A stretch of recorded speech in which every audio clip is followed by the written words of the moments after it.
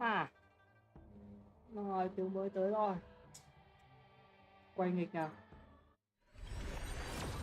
Quay nghịch. Rồi, không sáng thì thôi. Không quan tâm lắm. Sáng không? Không sáng gì rồi. Sáng không? Không sáng. Sáng không? Rồi, Acha này.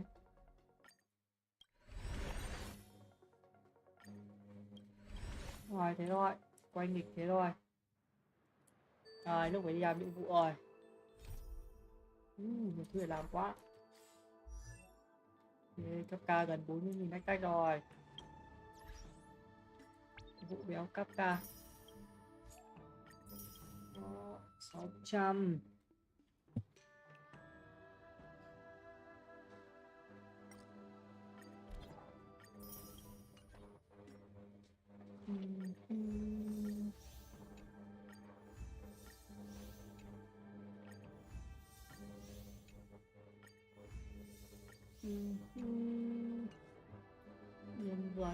Nhân vật của mình Acha đi 6 chưa? Đi 4 nữa.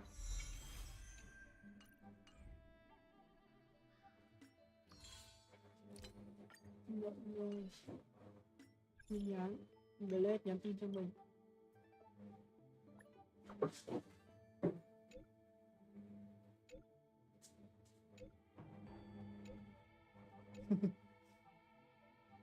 Không.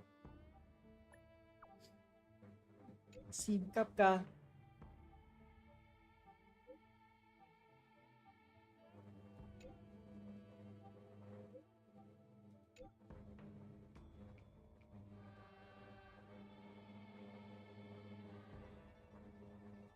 Một cười không.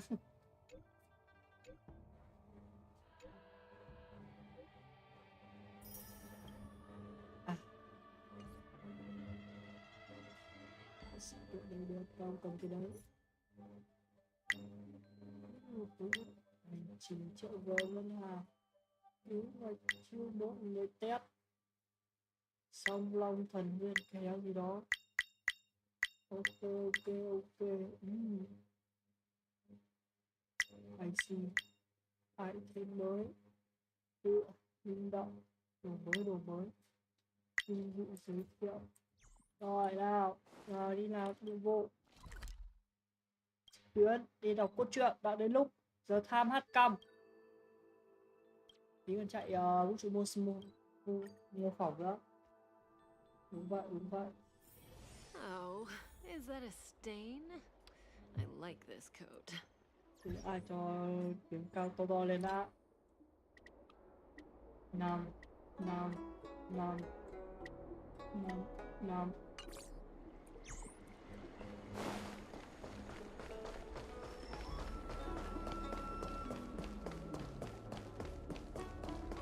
Good quality, good price. Would you like me to relay your message? Không. Nào, Iwan. Nó tìm được Iwan và đến phủ ngân Can you sách. wait a little moment? The Master Diviner will be here soon. She's temporarily taken on the General's responsibilities. Before meeting you, she must make the current situation known and fortify public spirit. This is her first real test as a General. I hope she can get used to things quickly. Thôi, thế là Iwan vẫn chưa tỉnh I dậy don't think à? I can ever get used to this. Loli bà.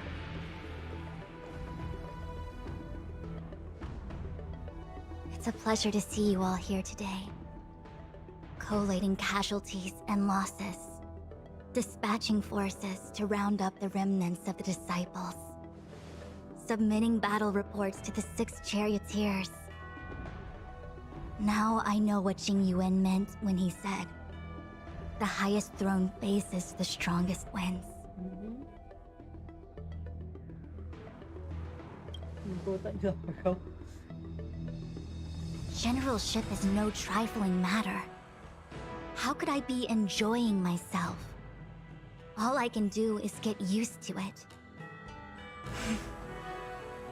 I think she's enjoying herself. Master Diviner, have you summoned us here just to sigh and complain? Of Or course well. not. On the contrary, I am eager to thank you all in my official capacity as acting general of the Luofu. Now that things have drawn to a conclusion, it is time then to that- reward you. Xếp. Ooh, all those Except- benefits that the General promised. They're finally here! Yippee! Yes. The Astral Express has braved great evil for the Luofu. Your devotion is evident. After discussions with the 6 charioteers, you are henceforth sworn allies of the Luofu. Within the Luofu's jurisdiction, you are to be treated with the highest standard of diplomatic protocol. Let's go, Paul. On behalf of the Astral Express, I would like to thank you, Master Diviner.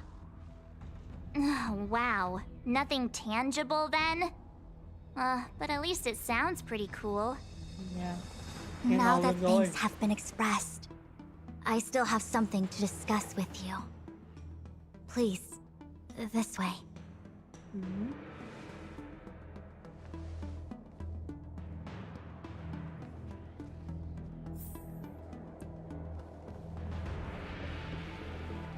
Phải đường men mà cái này cho nó nhập tâm. Seriously? Thanking us like that and then immediately sending us on another mission? It's not a mission. The Stellaron Crisis, the Disciples of Sanctus Medicus Rebellion, the Arbor's resurrection, not to mention the Antimatter Legion infiltrating the Luofu. All of these incidents need reporting at the highest level for investigation. It's just that, having been in the middle of everything, I'm struggling to keep an accurate perspective. I would appreciate if you could go through it all with me, so that I can reacquaint myself with the finer detail. So, where should we begin?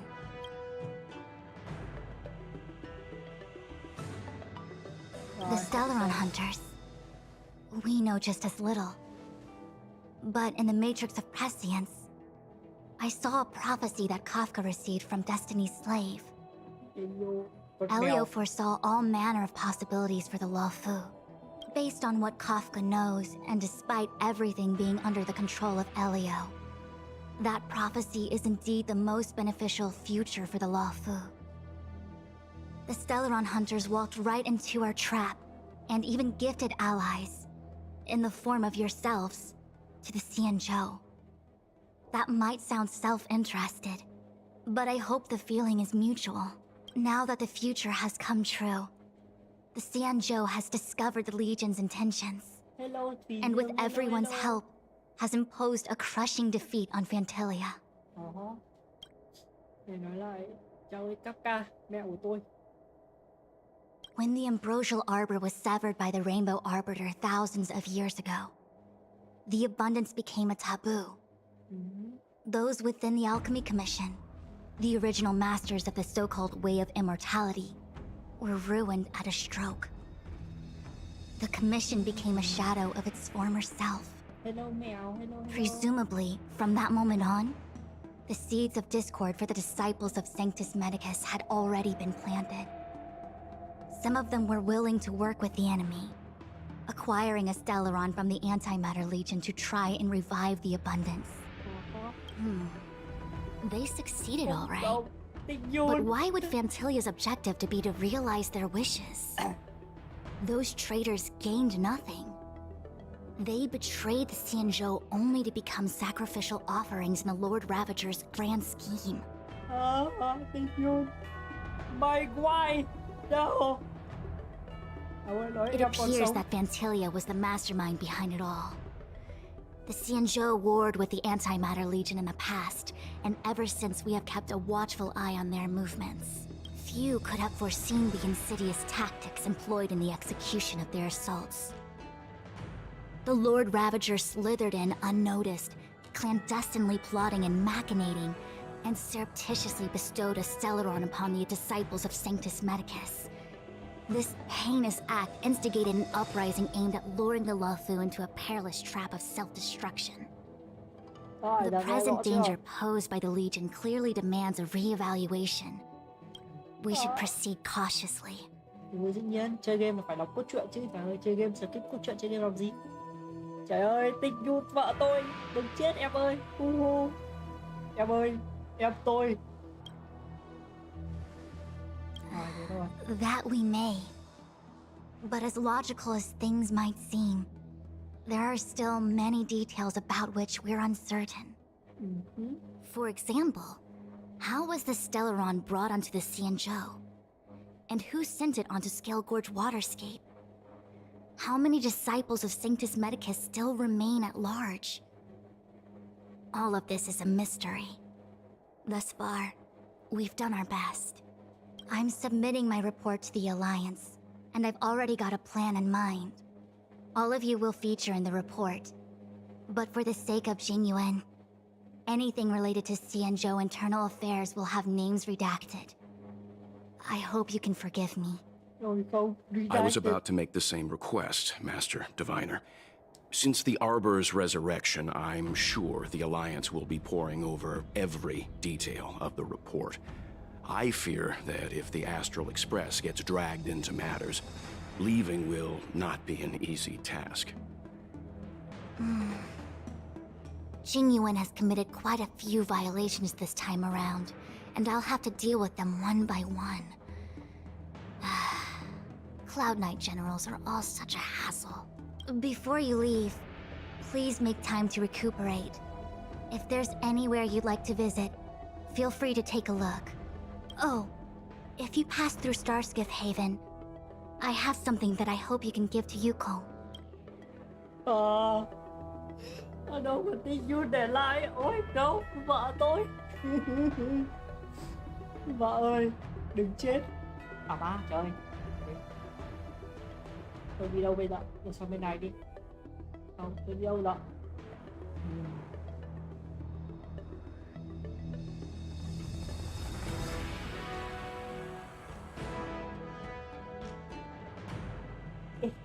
Đây, trên này, thế này đi.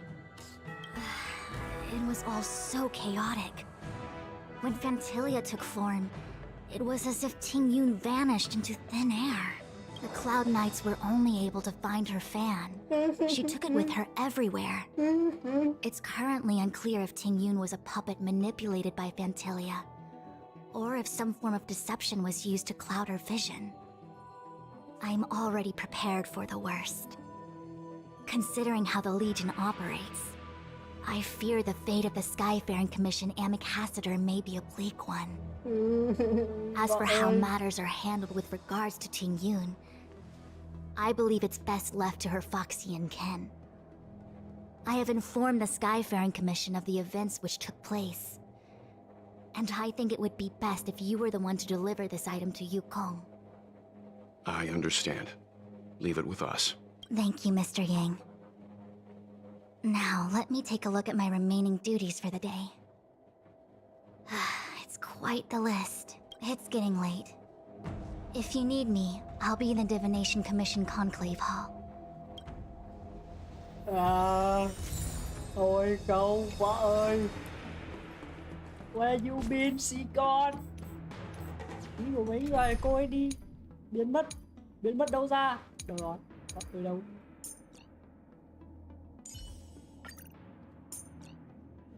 Đây thầy, em ý đây thầy.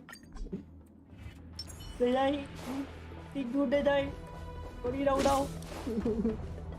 Trời ơi.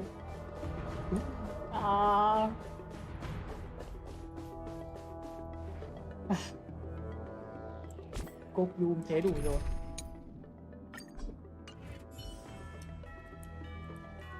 Không cốt zoom đó. Không cốt zoom nữa. Đúng vậy. Trời ơi, không mấy tin được. Tình Nhung, làm ơn, đừng chết. Về tôi mất về mà B đâu. Về.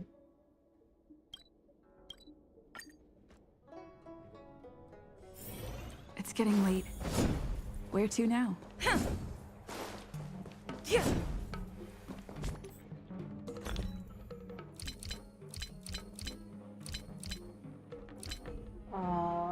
Nên cần một cái này này, 232 đúc nhận là gì? Hết tiền rồi. Đủ bao nhiêu? Đủ được 10 vé, hết tiền rồi, để đấy cho dinh lưu. Đúng vậy.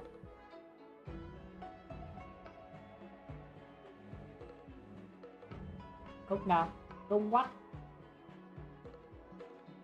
Công gì cơ? Công phải chấm. Quắt. Lao công là lao nào? Where is công? Đang hèn. Mình cái này mình mua được bao nhiêu? Mua bao vé? 16 là 26 vé, 26 với thêm kia là 36 lượt rồi. Đang chạy với tích dần thôi, tích dần lấy sinh lưu thôi.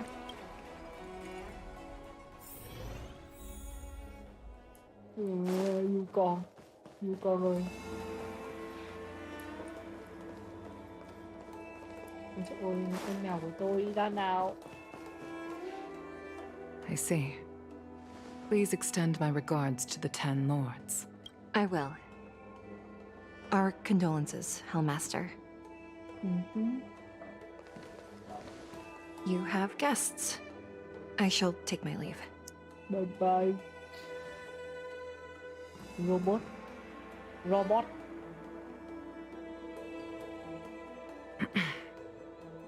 On behalf of the Skyfaring Commission, I would like to thank the crew of the Express for saving the Law Fu from the Stellaron crisis. Nhỏ gì? Cho to lên rồi mà. Các bạn đang để mic xa xa, mấy con mèo đang nằm trước mặt nên là không để mic trước mặt lên được. Sao đâu, cho to lên thế? To chưa? Đủ nghe chưa? Đủ nghe chưa? À.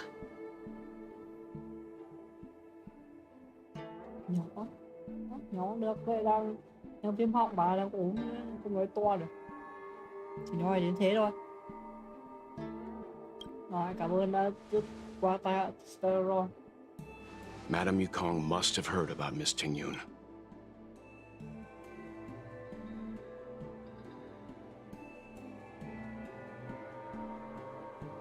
Ê, trời, một con mèo đi ra nào, đi ra, mèo. Một con. 2 con.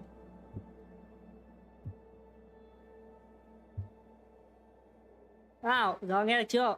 Nghe thấy chưa? Ok chưa? Yes, I have heard. Seeing 4 leave, yet only 3 return, was enough for me to know that Fu Xuan's report was indeed correct. Rồi, giờ nghe rõ chưa? Phải để mấy con mèo đi ra chỗ khác. Chúng nó ngồi ngay trước mặt, che. Không cho mình để... Không cho mình để kia nên là phải đuổi nó đi. Đúng rồi, hơi nhỏ. Đây, to hơn chưa? Đây này, to hết cỡ rồi, mic này là mic to hết cỡ rồi. Không to hơn được nữa đâu. Đúng vậy, không to hơn được nữa đâu. Không to hơn nữa đâu. Ôi không, Tình Nhun vợ tôi. Vợ ơi. Tingyun. I still can't believe it. The whole report reads like a bad joke. The Antimatter Legion on the Xianzhou, and Tingyun, a Lord Ravager?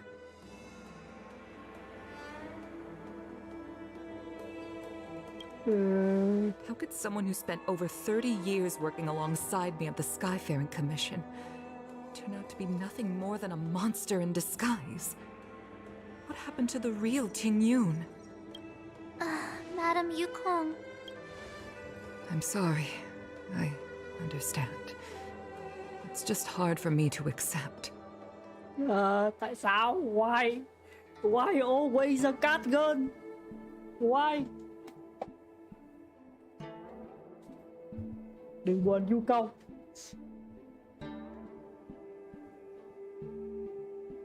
Don't be sad. Từ đại đạo tím. Đừng có tin nhắn.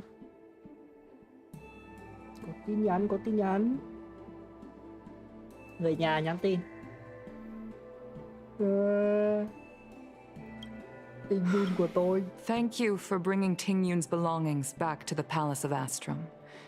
The Stellaron crisis has cost us too many comrades. Brothers, sisters, children. Đúng vậy, buồn tối ruột. Trời ơi, Tình Yun của tôi, support của tôi. Mà chẳng lẽ lại cầm người chết à? Ai lại chơi người... Ai lại cầm người chết đi đánh nhau bao giờ? Trời ạ. Nghe nó có bờ rơ không?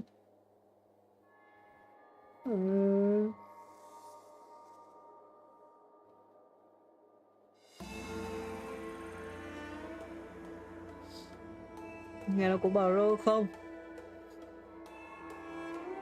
Đúng rồi, cute mà, trời ơi. Tình Yun cute dễ thương mà. I'd like to invite all of you as witnesses to this war to a soul-soothing ceremony hosted by the Skyfaring Commission. Will you consider?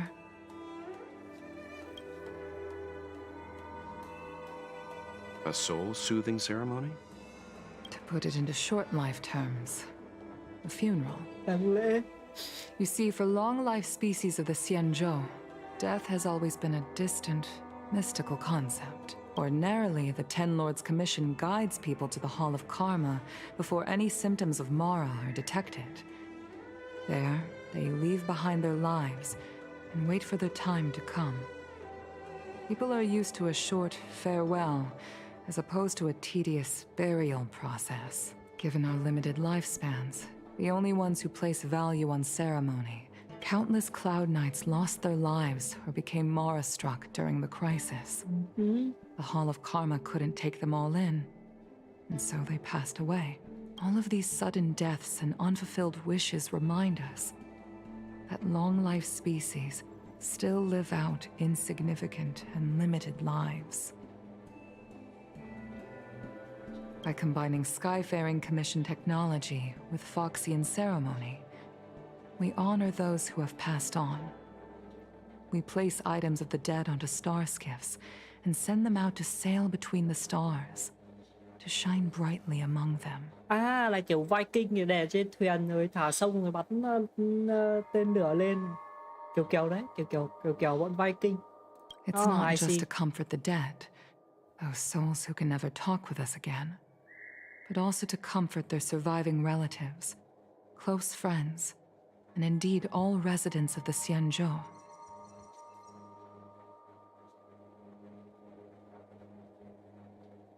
It's also my way of saying farewell to Ting Yun. I know, I'm selfish. She may not have died a Cloud Knight, but she's still one of us here at the Skyfaring Commission. A victim caught up in a wider conflict. I'd like to hold this ceremony as a way of distancing the memory of Ting Yun from the Lord Ravager who tarnished her identity. I can still hardly believe it. I'll use my own methods to locate Ting Yun's whereabouts, but at present,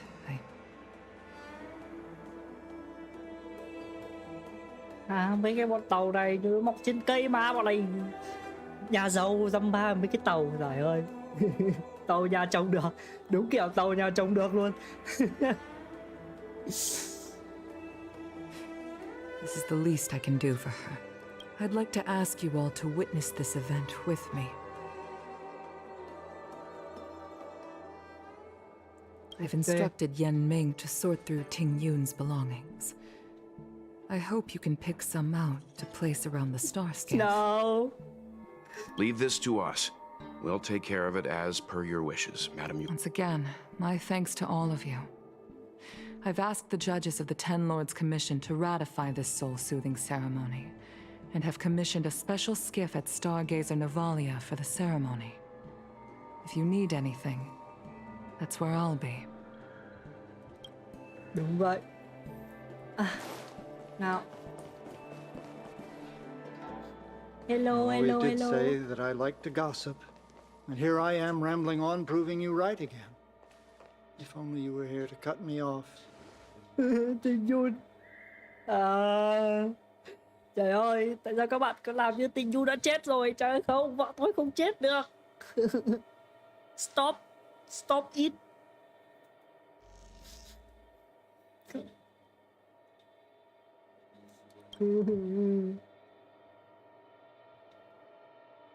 Oh.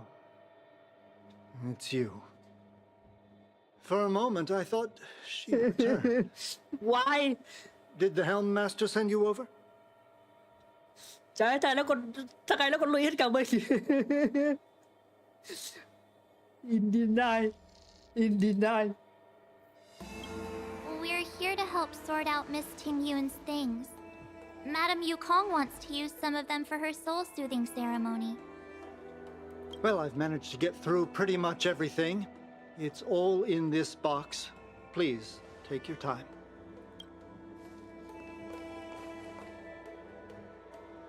Okay, let's see what there is. An Annie Cassiter's seal, a small box, Một con dao. a Cái cung. knife, a bow, and something wrapped up tight. I wonder what looks like some kind of antique? But who'd want to hold on to something like this? Oh, Ting Yun explained that one to me. It's a folk statuette from Foxian antiquity. They say it can bring wealth if placed correctly. There's also a note in the package. This is for you, Mr. Yenming. Wishing you fortune and success in every endeavor. Yenming, it seems like this is a gift for you. From... I remember asking her for one at the time. This is unexpected. I only mentioned it in passing, but she remembered. Ting Yun and I were from different guilds. We were competitors, but also colleagues. When we used to trade in other lands, we would bring back local specialties and distribute them among friends and other guild members. It became a custom. The rivalry between us and the Whistling Flames to be the Skyfaring Commission's top guild was always fierce. We would gift each other all kinds of bizarre oddities. Candy that made your leg hair grow. A violin that could shatter glass with its piercing shriek. Oh, I was completely unprepared for this. I never thought Ting Yun would leave something behind for me that was so sincere. And if I don't return a gift, I'll lose our little duel. But what could I possibly gift her back? Why? Why it's sad? Huh. Besides the seal, the knife, and the bow, none of this seems like something Miss Ting Yun would have kept. I thought she was more about jewelry and beauty. Could there be other things similar to what Yenming got? We should take a look.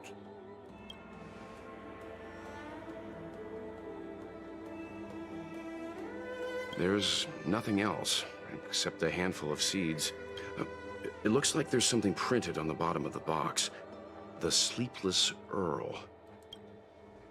I can't cook to save my life, but one thing I'm sure of is that's a kitchen knife.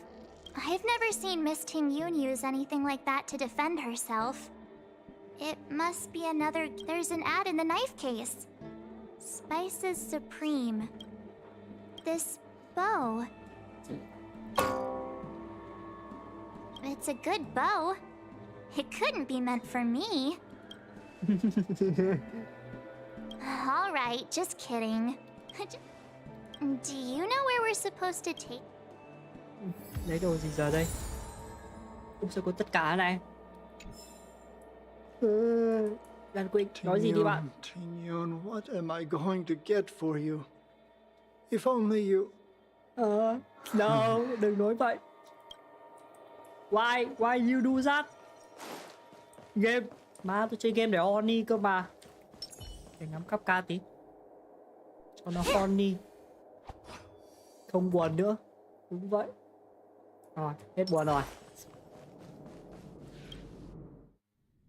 Hết buồn rồi. Ngắm cắp ca tí hết buồn rồi. Ngắm cắp ca tiếp. Nhỏ.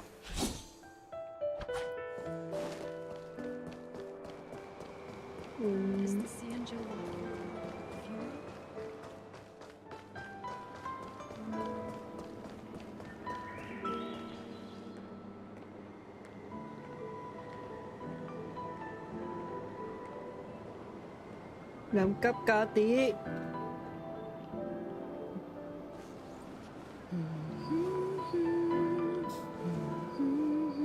Cho đỡ buồn.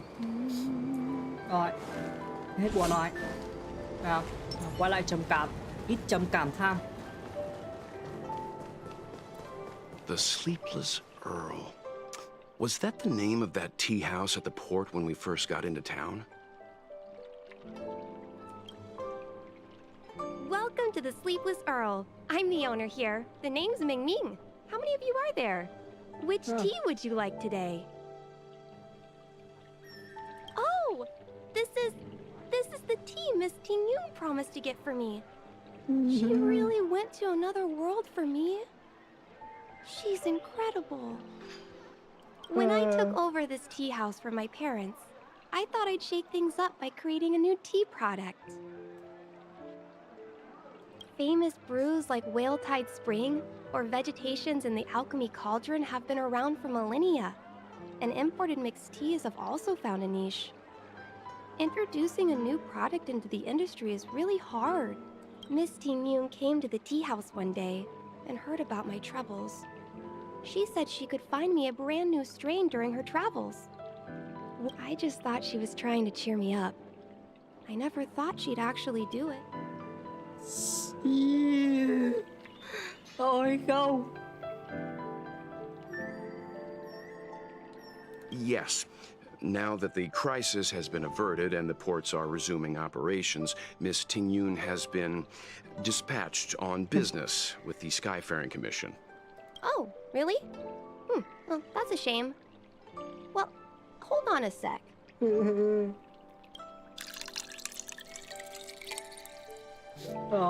Tình Yun. Why? Based on her suggestion, I improved the Whale Tide Spring, Emerald Hills, and Dawn Dew strains to make a new variety with a sweet, long-lasting taste. I called it Ting Yun's Blend. Seeing as she can't enjoy it right now, I'll have to... Trà Tình Yun. Why? Why you hurt me in this way? Why? It's getting late. Where to now? Ah, con cờ bạc. The Lafu is famous. Oh, how's it going? Did you take some time off? See any more of the Xianzhou? Con vụ cờ bạc này. Isn't that the place on Aurum Alley over in Exalting Sanctum? All the foodies go there. What about it? Planning on treating me to a feast? No. It's the main commercial street in the Exalting Sanctum. Although it's a lot, tourists fresh off the Starskiff always head to Starwatcher Avenue in Starskiff Haven. It's one of those bustling tourist streets. But if you want the real deal on local snacks, you've gotta get to Aurum Alley. I've marked it out for you on your map. Whenever I'm tired of Celestial Jade or slacking off, I head over for a bowl of Granny Chen's tofu. Darn it, now that you've brought it up, I suddenly don't feel like clocking in for work anymore. Con cờ bạc rượu chè này.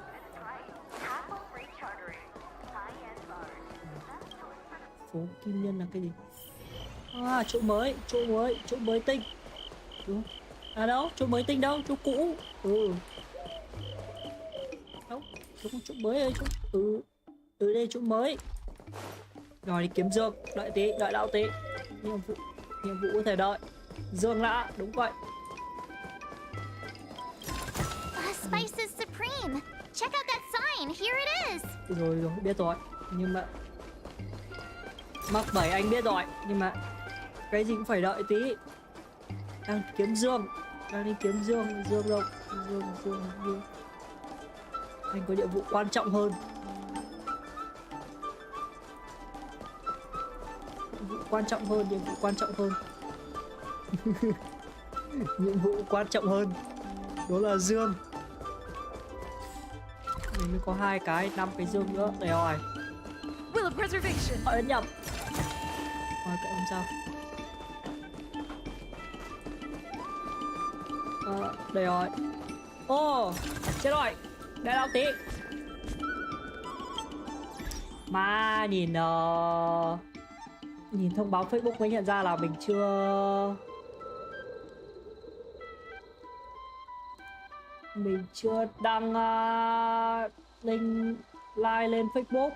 Cái đúng vậy. Ha. Quên mất. Rồi già rồi.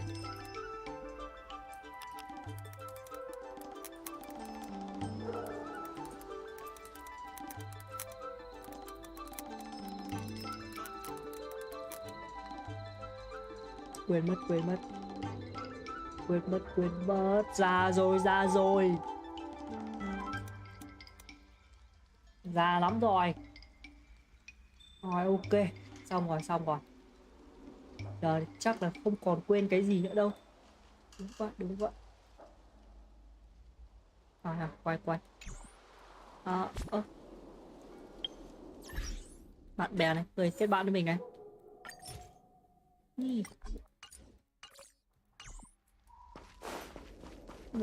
Hộp đâu? Dương ơi em ở đâu?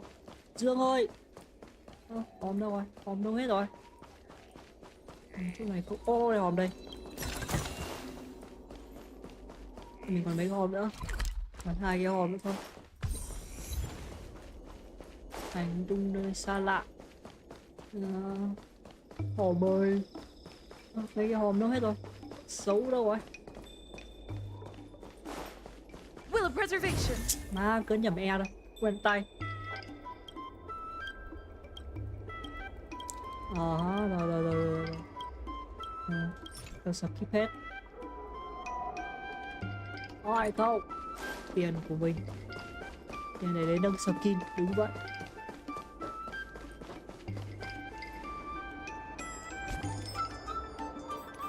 Hài lắm. Roblox. Sát lý là không chơi Roblox. Đúng vậy. Roblox không phải là gọi là cup of tea. Không phải sở trường của lão. Lười chơi mấy trò ấy lắm. Mấy trò đấy không on đi được. Đây rồi, hòm.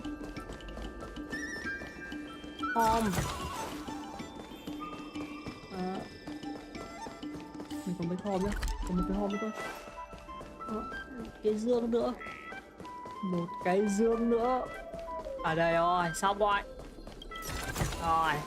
Rồi mới đi làm nhiệm vụ được. Rồi mới làm chính chuyện được tiếp. Honored guests, welcome to our humble eatery. What can we get for you today? Something from Miss Tingyun for me? Oh, what a precious person she is. A sweet thing like her, gifting me a kitchen knife. When she first ate here, I told her my motto, you can't better your own food unless you taste it. Then she got me to talk about my hunting and cooking experiences out on other worlds. She was captivated. She pestered me about dish after dish. At the end, she mentioned she wanted to get me a gift. A sword for a hero and a knife for a chef. She probably came across some rare mineral and forged it by hand. Look how sharp it is. I bet it'd cut straight through a Thalassa titanium terrapin shell. Miss Tingyun is too kind. Who among the Aram Alley vendors hasn't been spoiled by the generosity of whistling flames? Her grand fare puts small merchants like us in touch with big intergalactic vendors. If we're talking gifts, it's us who should be gifting her something. Oh, I heard the trade port is open again for business. Miss Tingyun must be real busy, right? Miss Tingyun couldn't tear herself away from work, so we've had to gift this on her behalf today. Really? Thank you so much. Why don't I give you all a demonstration and prepare a dish? Có piu. Tingyun vẫn còn sống. Oh, speaking of which, Đi làm it việc thôi. was our chili beef offal stew that first attracted Miss Tingyun to our restaurant. It's spicy, sumptuous, and guaranteed to get the mouth watering. Not even a girl as refined as Tingyun could resist the temptation. About that bow, I think I know who Miss Tingyun intended to gift it to. Tại Yuko. Yuko. The person who the most is Madame Yukong, right? Good quality, good price. Ôi không. Bên. Lúc ấy mèo bảo là hết tàu phải không? Đây tàu chúng nó mọc vào xuống nuôi cấy mà. Đúng kiểu tàu để bên nhà trồng được luôn. Đây giỏi.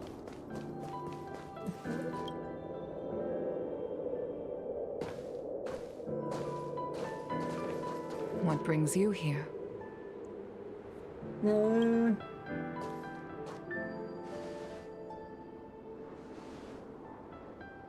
This bow. Did Ting Yun pick it out for me? She understood my pain. It's a shame I can no longer do anything for her. 30 years ago, I fought in a terrible war. My comrade and I set sail together, but only I returned. The scars of that war never truly healed. Still, the Law Fu traced out its arc of recovery and continued to trade. I felt tired of voyaging, like I'd lost the courage to pull on a bowstring ever again. I hid away in the Skyfaring Commission and buried myself in work, never wanting to see the sky again. Despite rising to Helm Master, my military career hadn't prepared me for the type of meticulous planning work now confronting me. Ting Yun, on the other hand, was a born merchant, always discussing business matters with me and offering up advice, even if she was my subordinate. She never fought alongside me on the battlefield, but in her own way, she became a comrade in arms. Without the help of Ting Yun and the Guild, the Law Fu would not have been able to recover in the space of just 30 short years. I used to think that the Xianzhou had changed with the times. Geniuses like Ting Yun were the future for the Skyfaring Commission's next generation. They would bring prosperity to the Law Fu. I was only ever suited to the flames of war. I was wrong. Only when the last minions of the Antimatter Legion are wiped out will I become useless to the Xianzhou. The Xianzhou needs people like me. Those willing to cruise the sky and fight the flames. Why? The star skiff is ready for the ceremony now. Everyone, please place your objects aboard the star skiff. Wait! Wait for me! Miss Ting Yun prepared a gift for me. As a fellow ambassador, I cannot fail to honor our custom. No. Yan Ming, what? I've brought a paper kite. I know it may seem simple compared to the precious items that Ting Yun gifted others in the past, but it has a deeper meaning. I heard that Foxians have a tradition where paper kites are used to comfort the souls of pilots who can no longer take to the skies. Ting Yun and I were never pilots in the strictest sense of the word, but we spent much of our lives out among the stars. For her to be able to take wing once again would make her very happy. Why? Trời ơi, câu chuyện sau làm ơn để Ting Yun sống đi, trời ơi, để con bé chết. Tôi không... Ba tưởng tượng dùng người chết trong tim em Mimi.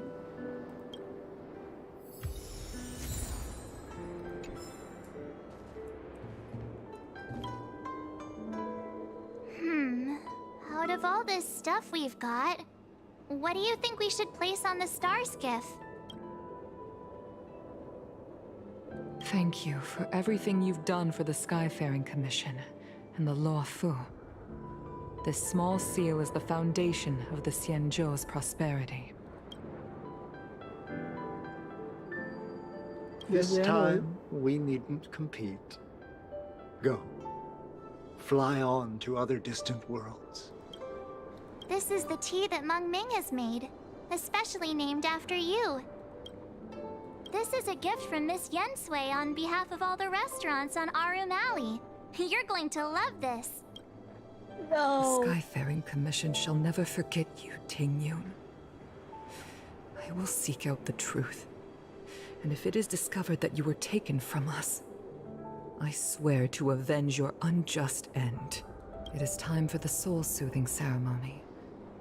Please make your way to Earthrise Agora in Starskiff Haven.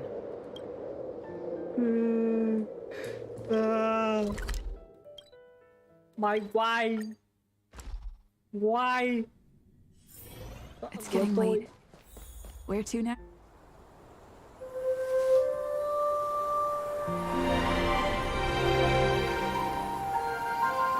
Vợ tôi.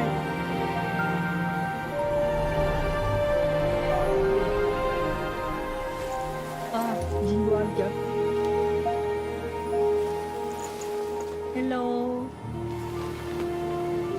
Ôi, mong.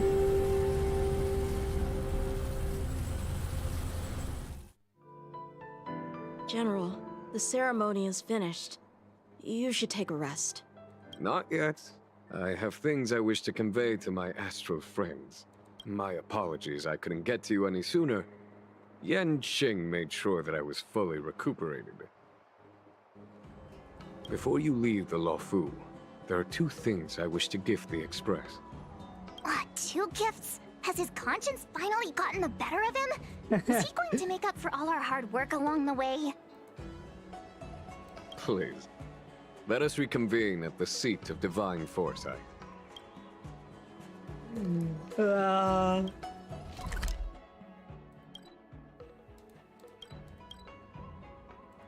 Không có tên leo đấy, được vào đấy luôn nhở? Phải chạy bộ. It's getting late. Where to now?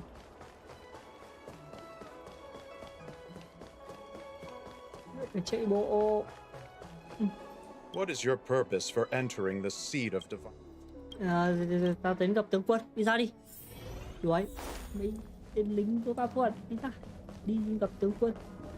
Mà thực ra chơi tận bây giờ, mà đến già đầu của mình vẫn không biết chơi cờ tướng. Không biết cờ tướng chơi như nào. Cái ô này dùng để làm cái gì? Ô này nó ý nghĩa là cái gì? Mà cái đoạn này có đi qua được không? Trời ơi, cờ tướng tại sao lại khó đến vậy? Không đơn giản như cờ vua. Present company is gathered to reiterate the Xianzhou Luofu's esteemed gratitude for the magnanimous actions of the Nameless. I am sure Lady Fu has given voice to this already, but the Luofu is greatly indebted to you. Therefore, on behalf of the Luofu Cloud Knights, I hereby present you with a jade abacus, a symbol of our allied friendship. Oh. Quà lưu niệm. It could indeed be considered a souvenir of a certain variety, but not one you could find in a gift store. Back when the Alliance was first established, all those thousands of years ago, the Xianzhou ships swore an oath, etching the record into a jade abacus. The world may crumble, and the heavens may fall, but this oath shall never be broken. The same is true of this jade abacus. It is a record of the Luofu Cloud Knight's promise to the crew of the Astral Express. It is also a beacon. Grip it tightly, and it will send a message to the jade abacus here, in my hand. No matter how astronomically distant you are, the Luofu Cloud Knights will always come to the aid of the crew, whatever your need may be. Wow, now that's what I call a payoff. Of course, I trust that such an important article will not be used for trivial or inappropriate circumstances. I hope you can understand. Yep, got it. Say no more, sure thing. Rồi, đưa cho Giang cầm. Để xa xa tay con mắc bẩy ra. Thank you for your generosity, General.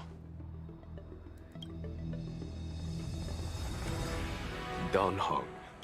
General. In accordance with the edict of the Ten Lords Commission, I am hereby authorized to relieve your banishment decree. From this day henceforth, you may come and go freely on the lawful. Nice! Có gì bất ngờ.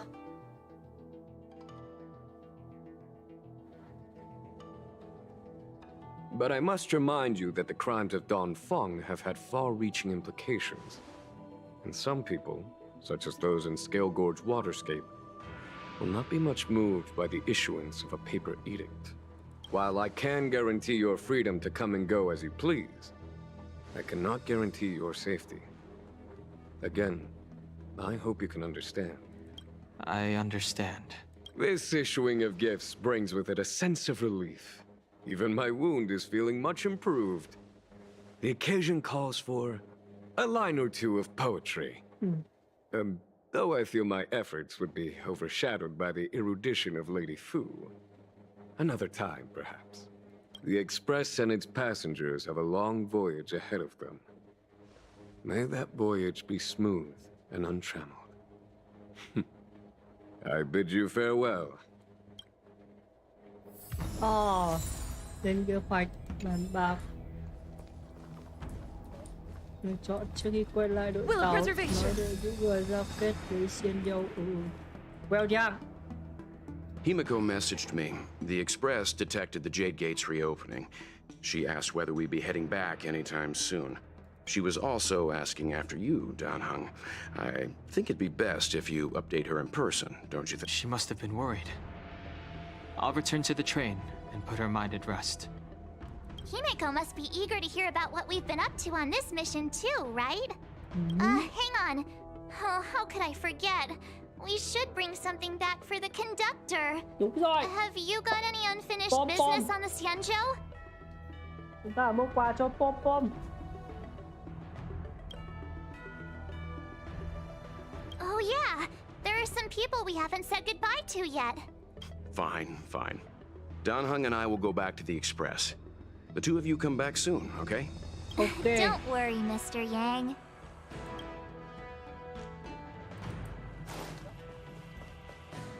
Rồi, đi chào tạm biệt ai bây giờ?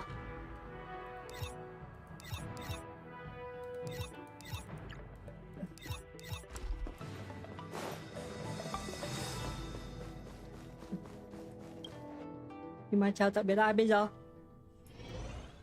Đúng vậy. Còn Bai Lu đứng đâu nhở? Bai Lu. Con rồng lo le của tôi đâu rồi? Con rồng lo le của tôi đứng đâu? What the fuck is this? Điều tra. Một tờ thông như lừa bịp. Ôi giỏi, mấy con mèo này. Bai Lu. Ê ơi, rồng lo le. Hello!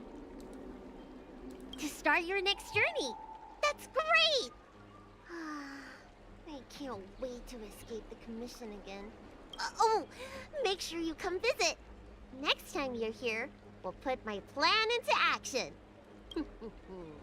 I've got it all figured out. We sneak out, head over to Arm Alley, and pick out on the snacks there. It's a deal. And don't forget to come see me if you get any headaches, fever, tendon pain, joint pain, anything. My treatment is on the house. Rồng lo le. Giờ đi kiếm chú con. Gái tai mèo đâu rồi? Ôi trời ơi, mấy con mèo này ít thôi. Chào hỏi gái tai mèo nào. Where to now? Tai cáo mới đúng. Phúc xiên là cáo mà. Phúc cơn. Rồi tạm biệt. You con, are you here? Ủa, you con rồi. You con đâu? Ủa, không you con rồi.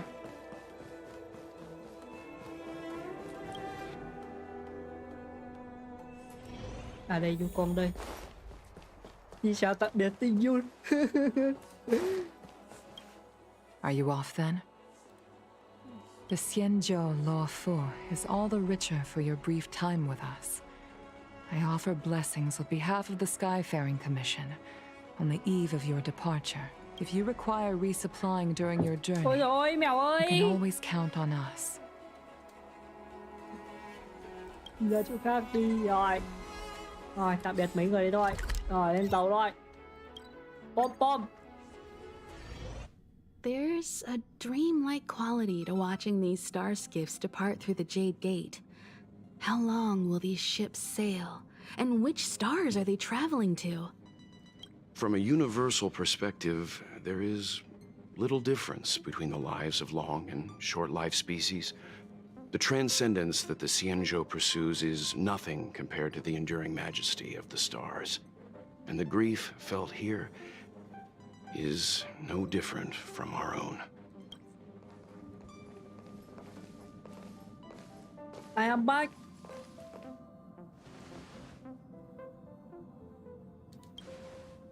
Yeah. Yeah, you're back. Himiko and I were just discussing our journey. This little excursion has reached its conclusion. All things must come to an end. Still... Next time, I think I should be the one trailblazing with you guys. Welt can stay on the Express. Yay! Được đi với Bombi. Let's go. Since when did the work roster just change like that?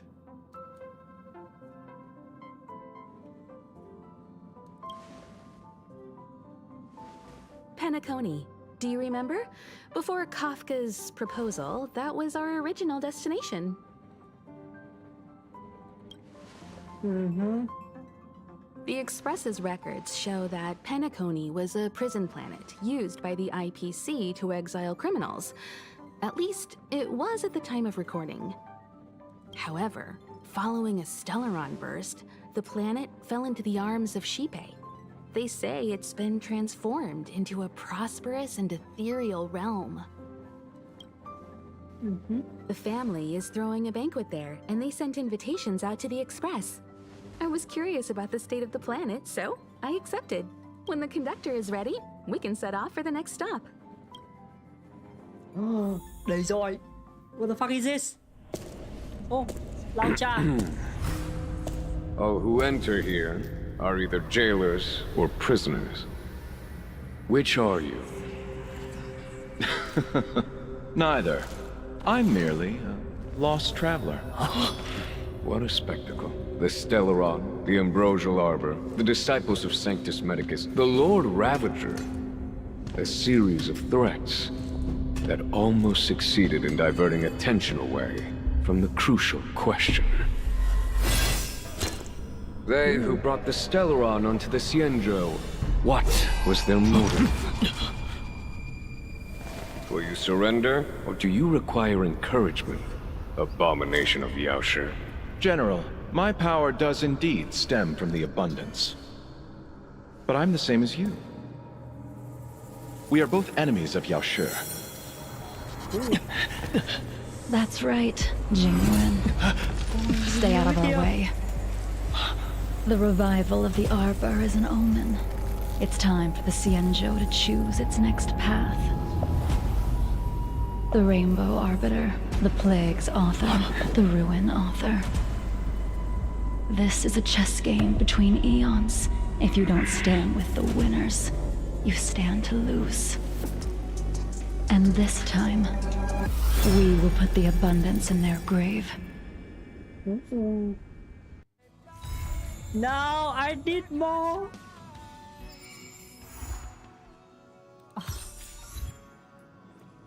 No.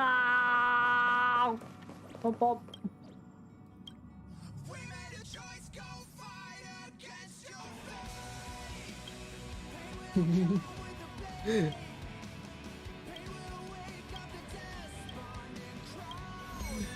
Pop pop. Cú tiêu của tôi nào. Rồi đi làm quét chưa? Rồi đi làm quét của One Đan must ha. make sure that the curio... Rồi, làm quét của Đang Heng. Đâu nhỉ? Đây. Tham gia.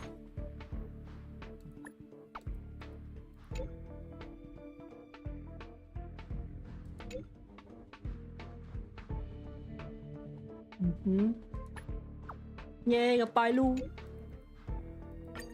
Tiếp tục là bài lu. Bài trai.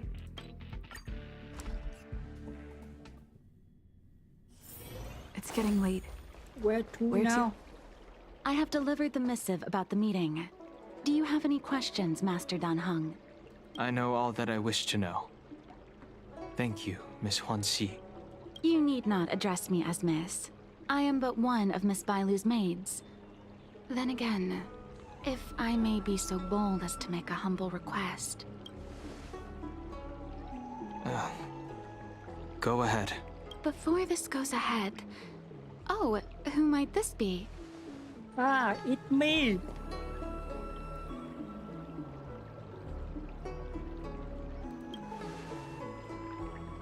I'm speaking with Master Dan Heng.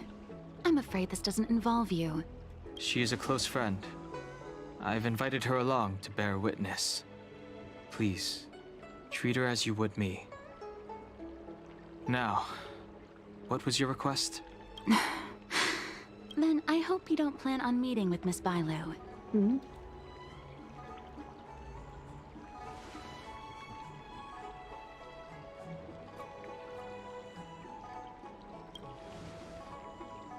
Bailu is simple and innocent, incapable of ill intent. It's natural for a servant to care for her master and share in her worries. Hello, Duck Meme. Hello, hello. Lão này vui bà.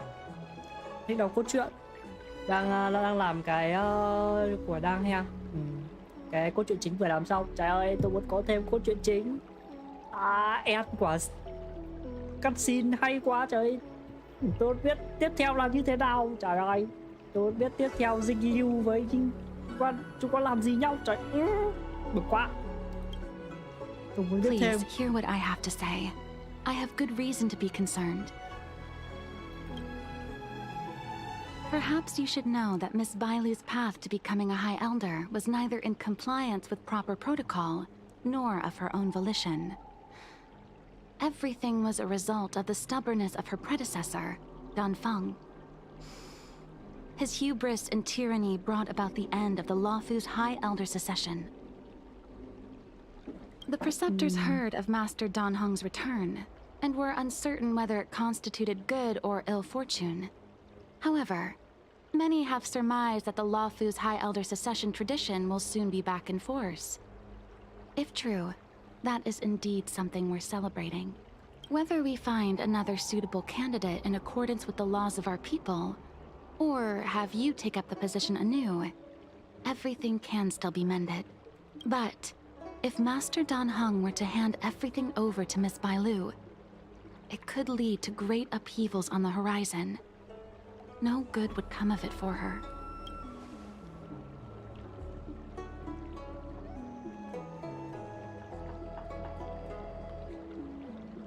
I've been a maid here for 12 years now, and was with my mistress every day as she studied medicine and received tutelage. I've witnessed her countless escapes, and the inevitable, unwilling returns. As far as the Xianzhou is concerned, children like her enjoy a charmed and happy childhood. But as a High Elder in nothing but name alone, Miss Bailu is highly restricted in her actions, and has no freedom or say about her own life. I can't bear it. Your Highness, please think about this poor child. Such a major matter as this is naturally up to the Preceptor Elders. I couldn't... Miss Bailu is young, naive, and easily manipulated by others. I worry that under the pressure of others, she would be convinced into taking up too great a burden. I understand your concern, but I have nothing more to say on the matter at present. Then I will bid my farewell. Master Dan Heng, whether you choose to meet Miss Bailu or go with me to see the Preceptor Elders, I will be waiting for you by the ferry leading to Scale Gorge Waterscape. I haven't even set eyes on Bailu, and people are already urging me not to meet her. Yay! You've been spending too much time with March. You know that I'm a descendant of the Luofu Vidyadhara. In Scale Gorge Waterscape, you witnessed my secret strength, as March would call it. Yet that power stems from Dan Feng, my previous incarnation. He altered the process of High Elder succession, plunging everything into catastrophe. Ultimately, he suffered the punishment of molting rebirth. Based on the physiological principles of Vidyadhara reincarnation, I ought to have been an entirely new entity. And, in view of the law, all crimes from my previous incarnation should have been wiped clean. But in reality, I was locked up in the shackling prison at birth. Even after I was released and left the Xianzhou, my High Elder past and Dan Feng's enemies pursued me like a haunting shadow. Now, I plan to face that shadow. In order to make amends, I want to repair the Ambrosial Arbor's seal and visit the High Elder to see what more I can do. The star skiff is ready. Let's go. Yay, Bailu. Bailu đâu? Cho tôi gặp Bailu. Đây, không phải đi gặp đâu, đây Bailu đây.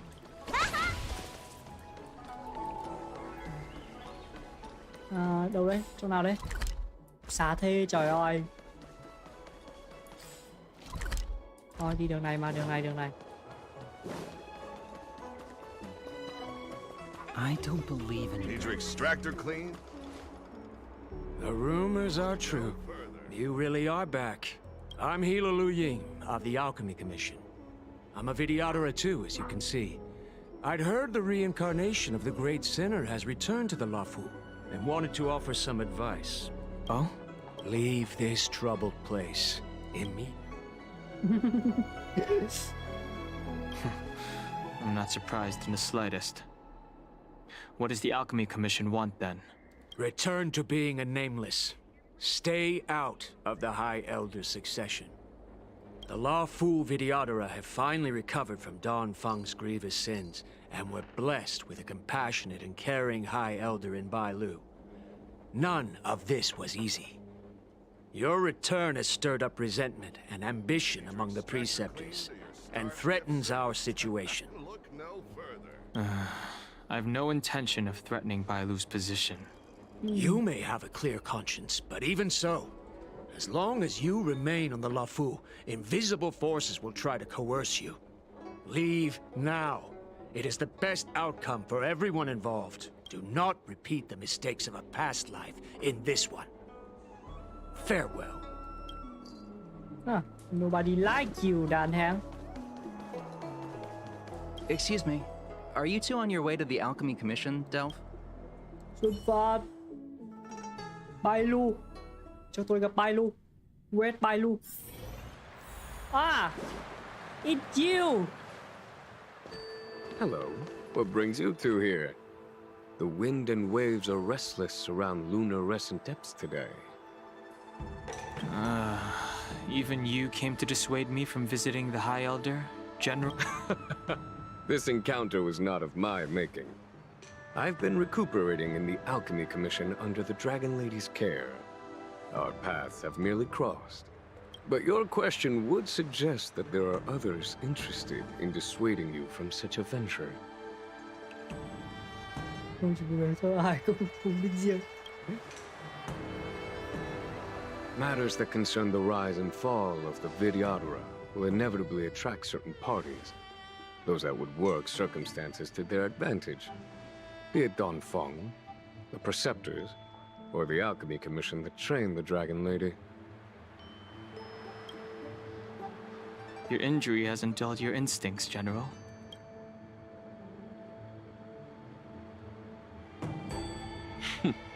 A chance meeting is a gift from fate. Why don't I help you to fathom their intent, then?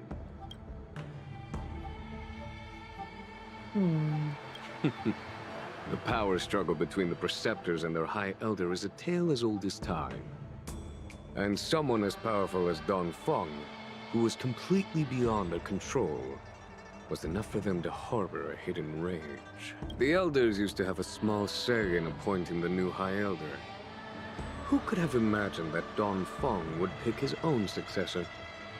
And yet, that is precisely what happened, and all they could do was accept the result. Now that Don Hong has arrived, the Elders see yet another chance. How could they let it go? Us outsiders should not judge the laws of the Vidyadhara. The Preceptors have been suppressed for some time now. They will inevitably try to overturn the situation. These people speak of legitimacy. They believe that Bai Lu was chosen as heir apparent by the previous High Elder, and that unless you were to commit a terrible sin, the Preceptors should have no right whatsoever to choose again. The healer lady has draconic features and scarcely believable therapeutic abilities. Some regard this as evidence that she is the High Elder. But the Preceptors are fixated on strength and are unwilling to accept her. Now that Don Feng's reincarnation has shown a command over the vast marine expanse of luminescent depths, those longing to keep the traditional bequeathal of the High Elder feel increasingly uneasy. After Don Feng's abdication, they fought against the Preceptors and saved Bai Lu's dignity. They demonstrated a true devotion. These folks aren't the type to just let it go. It is an internal affair of the Vidyadharas. As long as it does not disturb the peace aboard the Luofu, it does not involve the General of the Cloud Knights. Nevertheless, as a friend, let me remind you of one thing. So long as Don Hong and Bai Lu, with their respective High Elder powers and titles, both remain on the Luofu, the Vidyadhara will never cease their internal strife. This is not to say that either of you are to blame. It's getting late. You are headed to repair the Arbor's seal at Scale Gorge Waterscape and visit the High Elder, no? Farewell for now. I should start taking this business of rest and recuperation a little more seriously. Bai Lu, đây, Bai Lu đây thầy, cần gì đi gặp. Bèo. Mình muốn đánh nhau đúng không?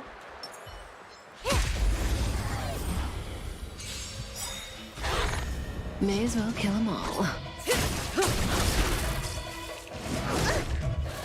Ôi không, bây giờ chúng mày đánh Bai Lu. A blade knows no mercy. Your end approaches.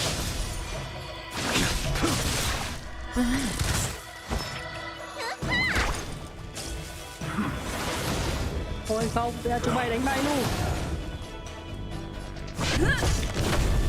Say bye to breathing.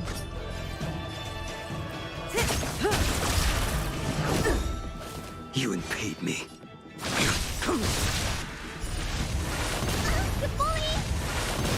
That paradise, savor it for me. Trời ơi, bếp của mình yếu quá. Fail to set you. Stand still. It's time.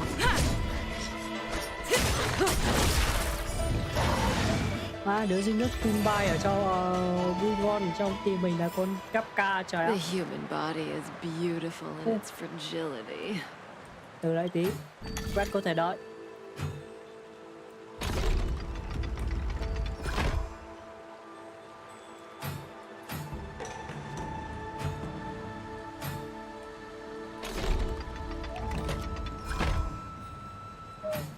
Quét có thể đợi, đúng vậy.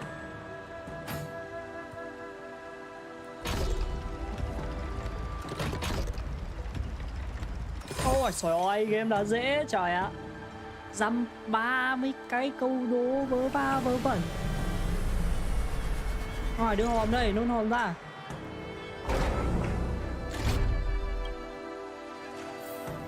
Nice work. Ôi, game là dễ, game là dễ.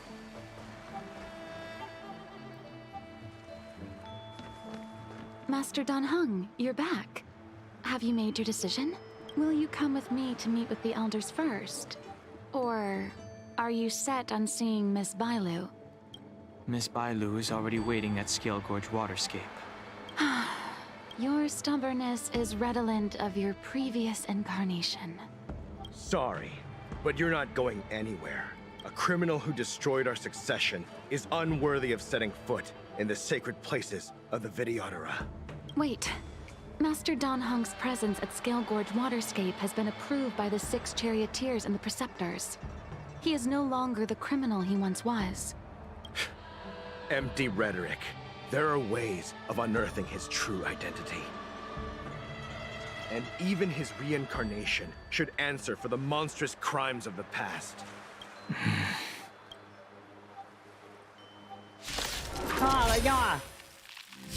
Die, Don Fung. The times are changed. You say Don Fung was merely your previous incarnation. How then do you still possess the power of the High Elder?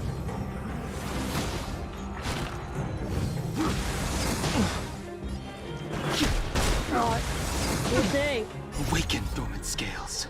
World cleansing dragon.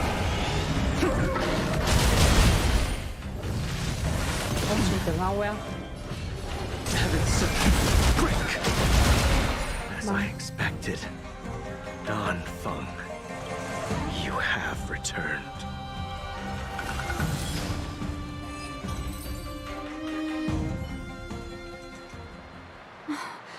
Thank you for rescuing me, Master Dan Heng. They came from me. I'm sorry you got dragged into it. It's risky to remain here. We should leave. Master Dan Heng, after your meeting, will you go with me to see the elders? Should I ever want to meet the preceptors, Miss Huanxi, I'll ask you to pass on the message. I understand. Please alight, Your Highness. Miss Bailu awaits you at Dragon Vista Rain Hall. Chưa làm của Luca, đang làm của Dan Heng thôi. Luca chưa biết được. It could be dangerous ahead. We should... Ôi không.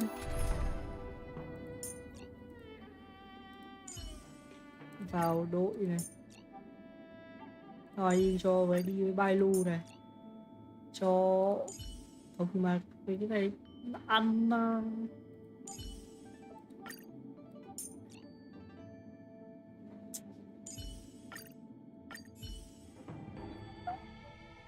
chúng ăn skill up.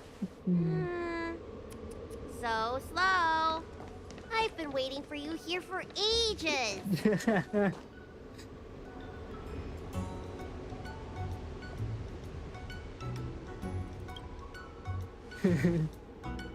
Bailu. Hello there. Long time no see. What are you doing here? We were met by an assassin on the way over, Miss. An assassin? Are you okay? Are you injured? Fortunately, the skills of Master Dan Heng and his friends were too much for them. There are those that wish to assassinate Master Dan Heng, Miss. Presumably to preserve your legitimacy as High Elder. I don't care about my legitimacy. Why do they? I told you, whoever wants to be the High Elder is welcome. I never wanted the title. I am Dan Heng. It is an honor to meet you, Miss Bailu. You're Dan Heng? I heard about how you parted the ancient sea in Scale Gorge Waterscape. These assassins have got their work cut out for them. Miss Bailu, please don't say things like that. Let me take a look at you. Dragon horns. Well, they say you're Dan Feng's reincarnation. Suppose it must be true then. But you're different from me. Where's your tail? Your tail.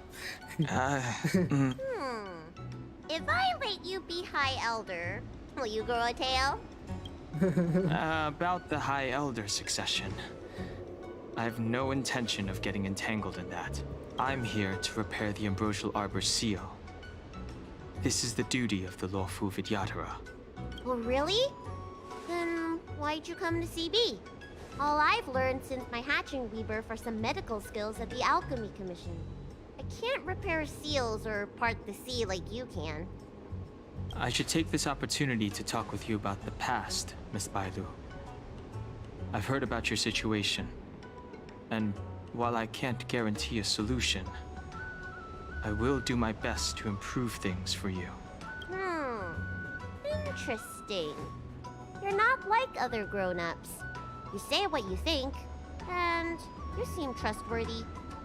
So, you want me to go with you to Scale Gorge Waterscape? Precisely. Let's go then. Miss Bailu. Guanxi, please wait here for me. I'll come back as soon as I can. I've got these two to look after me. Don't worry. Yeah. Rồng lo le.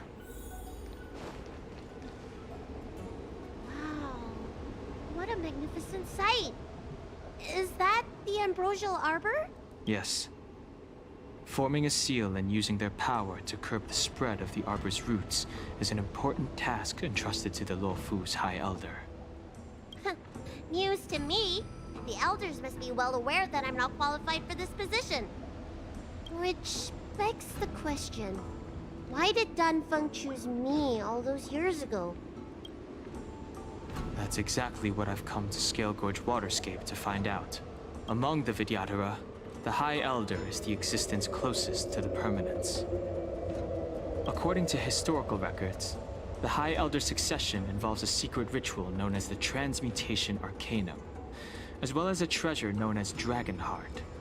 Once succession is complete, the former High Elder undergoes a hatching rebirth, while the new High Elder begins to display draconic features. However, Danfeng's ritual failed, and his powers remained within me. And yet for some reason, it also created you. So, in medical terms, he messed up the prescription. And brought suffering down on himself and just about everyone else in the process. Lắc bóng. Mà, dịch tiếng Việt khắm bay đi.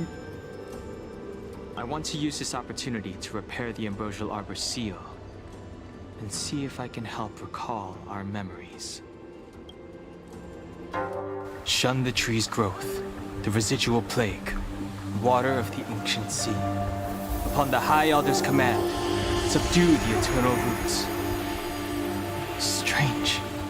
This is different from the breaking of the seal. Why is there no reaction?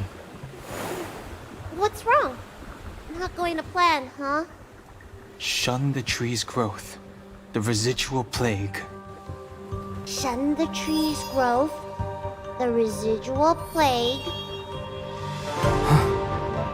Water of the ancient sea, upon the High Elder's command, subdue the eternal roots. Ồ, thế bây giờ phải cần có hai đứa thì mới gọi là phong ấn được dễ chứ.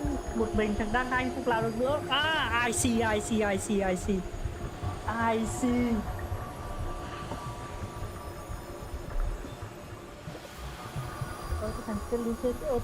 Thằng Đan Anh chỉ có phá là giỏi thôi à?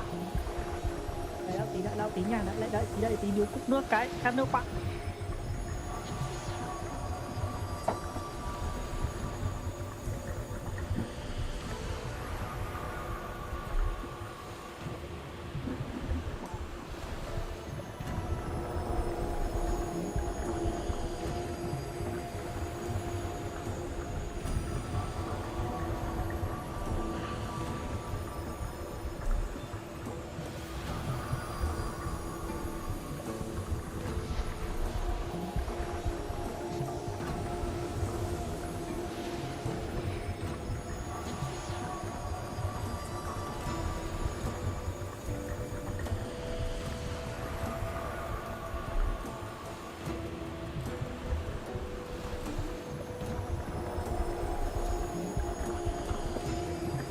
Quay lại.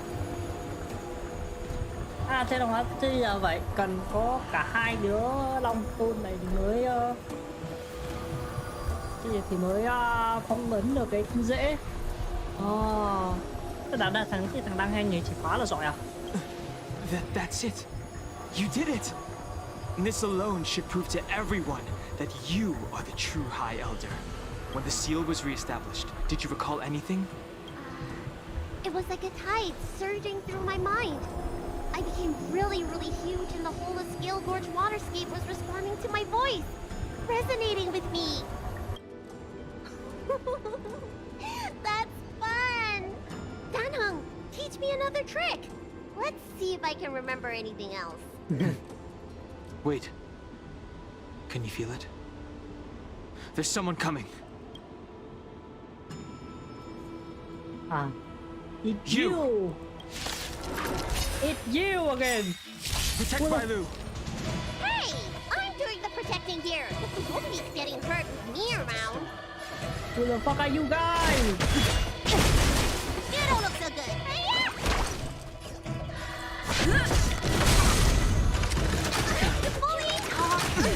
Seize the moment. Who the fuck are you guys? The strength. 1,000 wonders. Fight is fun! Heaven surge. Rise! What? Awaken, dormant scales. World cleansing dragon.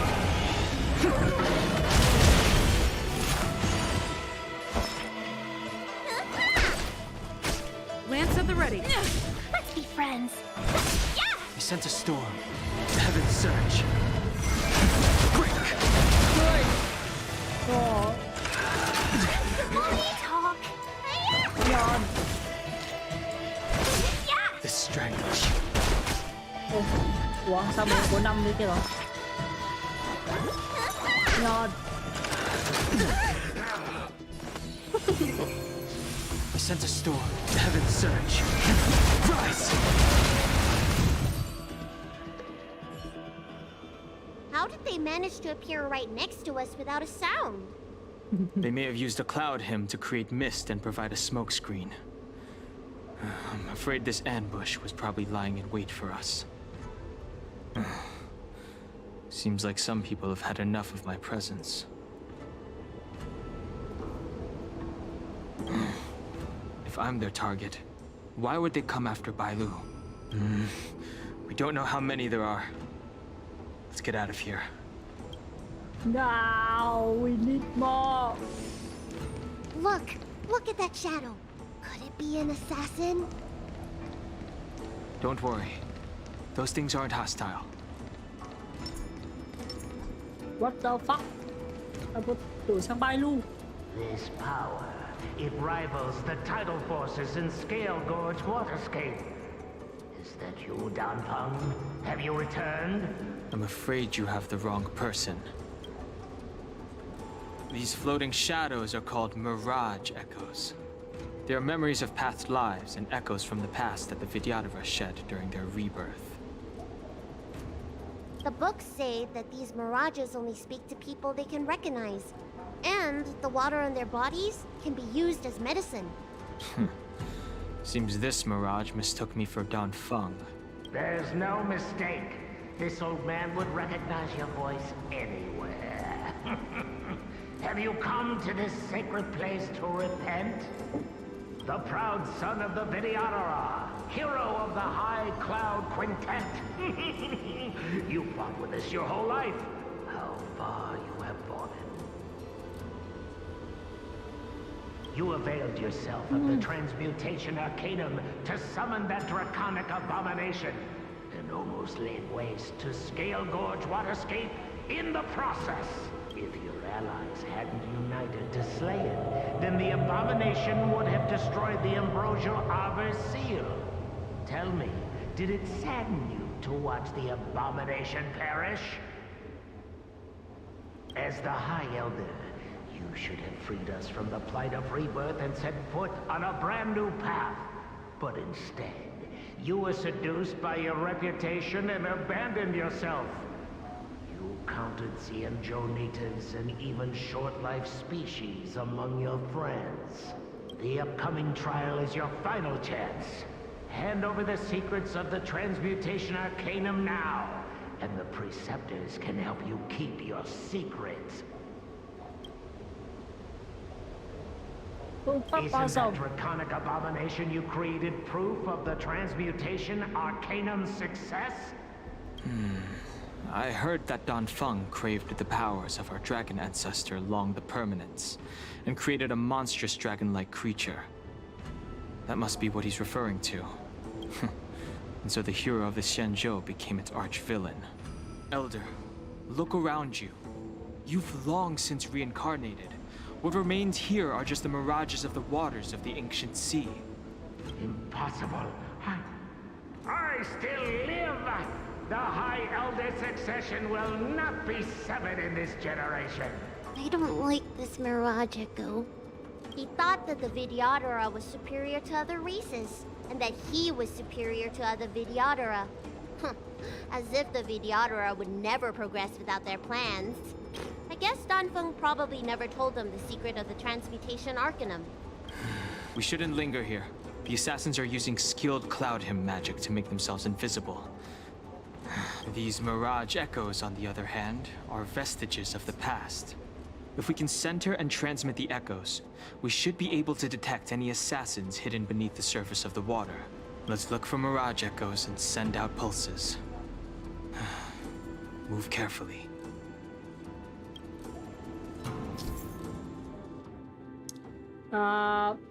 Vân ngâm ẩn tích. Rồi. Hỏi né ra. Né. Ma tạo né ra rồi mà. Tại sao mày lại muốn chết? Careful. They're waiting for us to get close enough to reveal our weak spots. Tại sao mày lại muốn chết? Let me tend your wounds. Lance at the ready. Seize the moment. Tại sao mà lại muốn chết? Heaven surge. Rise.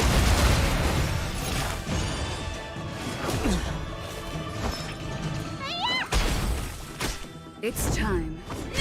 Let's be friends. I sent a storm. Tại sao mà lại muốn chết? Break.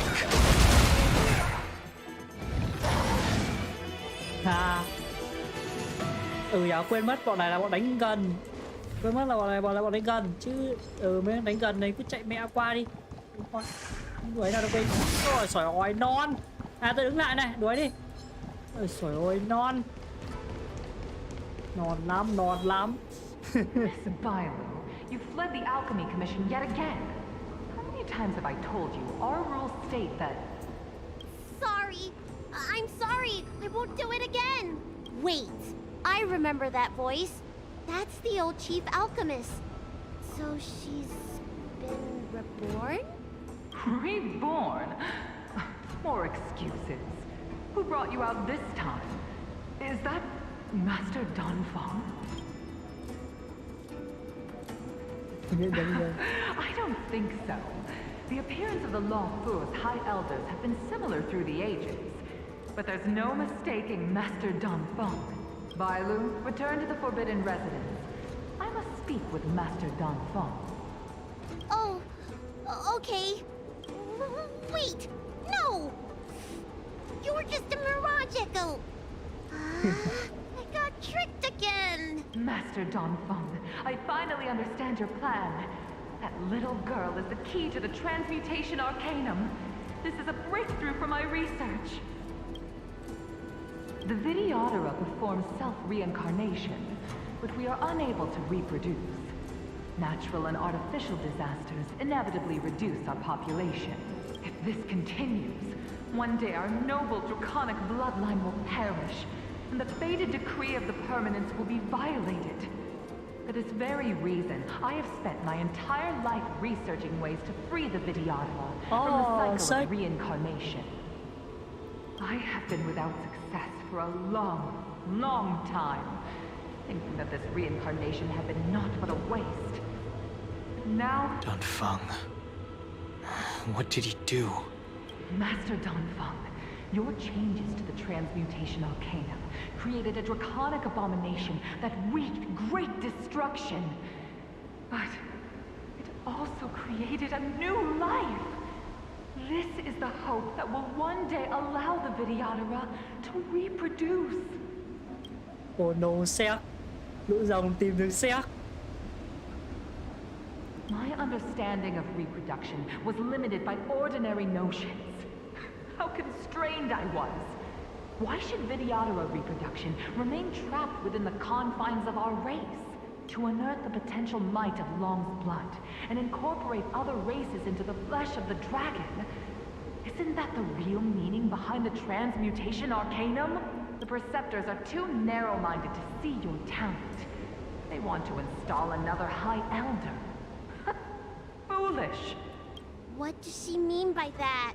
The transmutation arcanum seems to contain a secret that allows the Vidyadhara to escape the cycle of reincarnation and return to normal reproduction. But the mechanism eludes me. Let's go.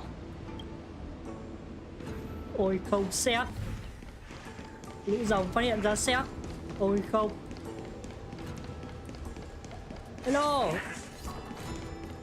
Hello. And goodbye. It's you, Master Dongfeng. Why did you disgrace yourself? You were my hero. I dreamed of being just like you. Of joining the Cloud Knights. But you betrayed the hopes and dreams of the Elders. This Mirage Echo. He must be a Cloud Knight who fought alongside Dongfeng all those... How many of us perished in that disaster and could not be reincarnated? And my leg was torn off by that abomination. Oh, the pain. The doctors at the Alchemy Commission said I have to reincarnate as soon as possible to avoid affecting my mortal life. But my poor comrades have no chance of returning to the ancient sea. You once told us we should cherish every life cycle, and that you would use cloudy magic to heal our wounds. But in the end, all you did was betray us. I must listen to him very carefully. We cannot afford to miss any information. I will never forgive you. The High Elder's power belongs to the Vidyadhara of the Lawful. You are unworthy. The Vidyadhara must not sever the High Elder succession tradition just because of you. Hand it over. Dunhung, is this the price we pay for bearing the power of the High Elder? Carrying the weight of all these expectations. All this hatred. Before any of this transpires, you have enough time to prepare. Rồi đi rồi. Hello. Hello. Ôi bị kẹt. Non. Rồi, mình có thể nói thêm nhưng mà thôi cái ông sao. Hello. Non.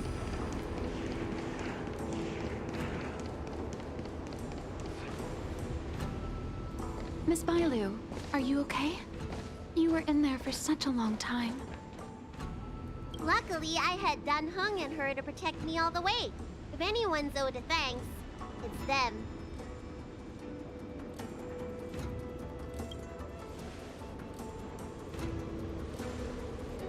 I didn't expect those assassins to be so brazen and reckless.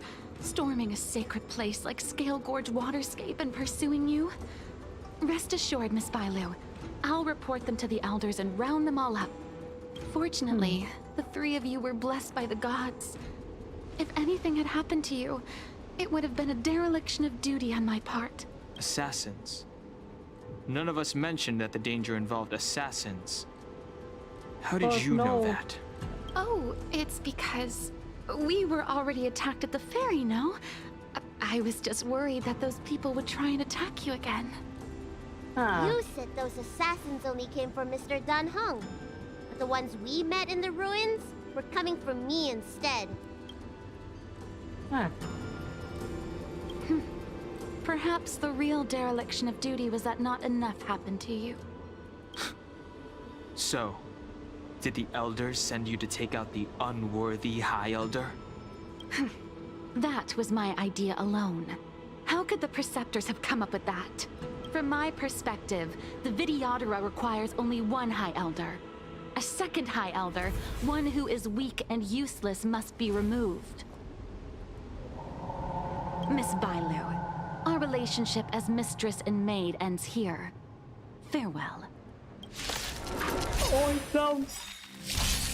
I sent a storm. Heaven surge. Rise! Awaken the world-cleansing dragon. Ủa? Ôi không chết cả. Sao mày đánh bay luôn? Why? Sao mày đánh bay luôn? Heaven surge. Quick!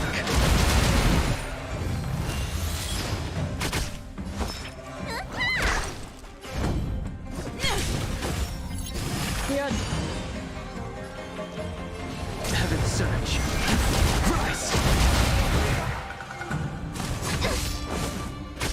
Mình đánh bay luôn. Lance at the ready. The strength. Chết. Non. I'm on guard. I sent a storm. Heaven surge. Quick! 12k. Am I too late? General! Did you bring reinforcements? Reinforcements? Show no mercy. I am the reinforcement. Ai áo vừa reinforcement. Ai chi quá. Awaken, world-cleansing dragon.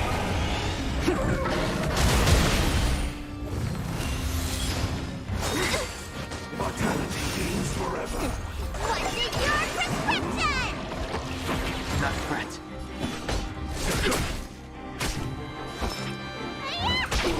Lance at the ready. Rồi. Lance ablaze. Lance forward. Chúng mày không đánh bay luôn nữa. The strength. Chúng mày không đánh em tao nữa. Rise! A miracle. Follow my charge. Conflict is pitiless. Let me tend your wound. Mình là như này mà. Ôi không được đâu, không to được chỗ đó. Ôi không. What's in your prescription? I sent a storm. Không được.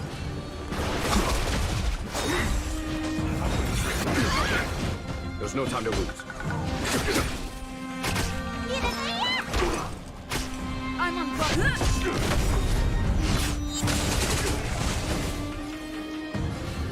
Heaven surge. Quick!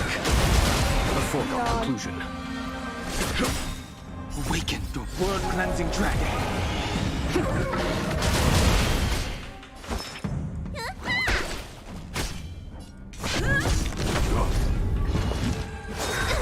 Trời không. Có mà đánh như bay luôn nữa. Trời ơi. Heaven surge. Rise! Follow my charge. Here is thunder. Yeah, thunder. Show no mercy.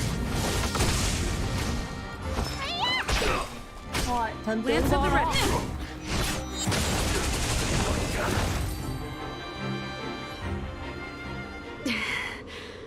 A pity. Did the Preceptors truly believe that nobody knew of their scheme?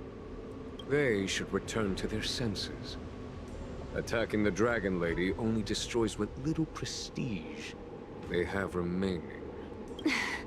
The whole thing was planned by me and me alone. Beware of false charges, General. Save your breath. We all know the truth once the Cloud Knights send you to the Ten Lords Commission's judges.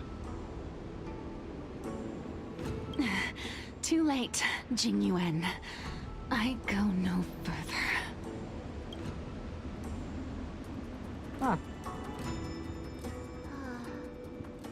I always felt useless in the eyes of the Elders. A false dragon who failed to inherit the power of the High Elder. And today I realized they'll use any means of removing me. Not all of the Vidyadhara harbor evil intentions. If you feel uneasy, Dragon Lady, the Seat of Divine Foresight can arrange for you to stay elsewhere. Thank you, General. I'd like to talk more with Danheng first. Very well. I will await all of you at the fair.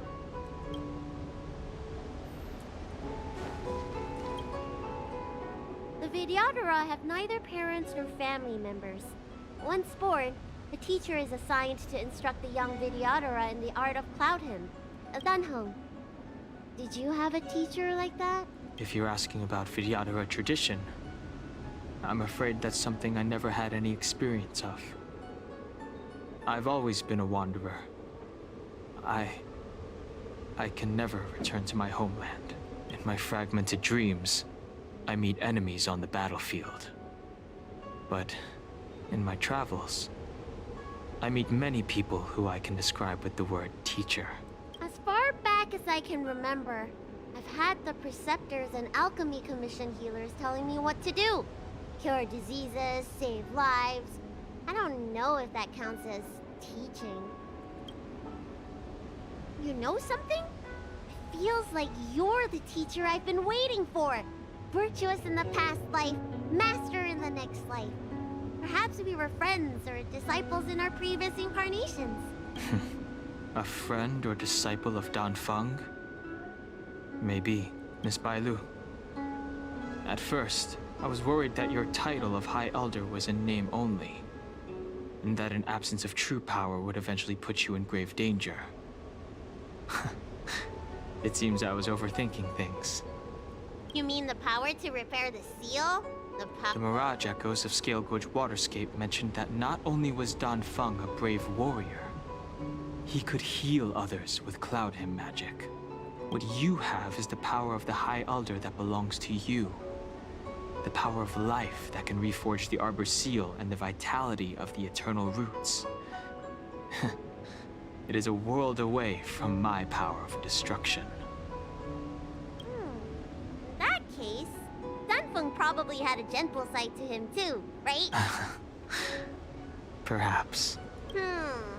We should head back to the healer's market. I have other things to do today. Yay, let's go!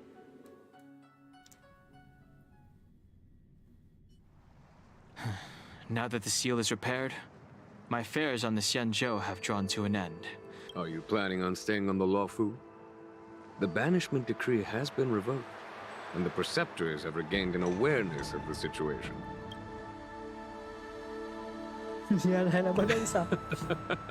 I do not seek to take Don Hong away from you. As a nameless, the Express still needs me. Ah, that is a pity.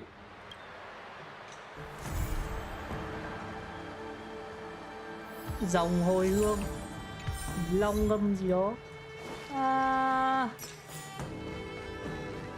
Bailu, quét Bailu, không có Bailu ở đây đâu. Quét bay trái.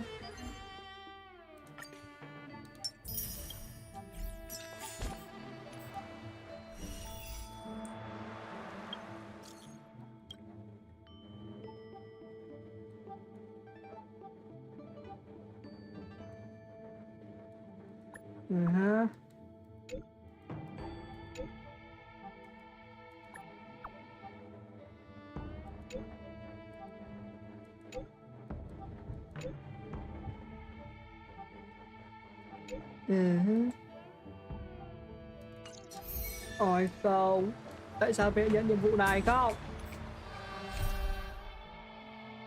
Cái này là của thằng Lao Cha này. Cái này là của nhiệm vụ. Tôi hết cái này làm rồi à? Tính làm của Lukai mà lời quá.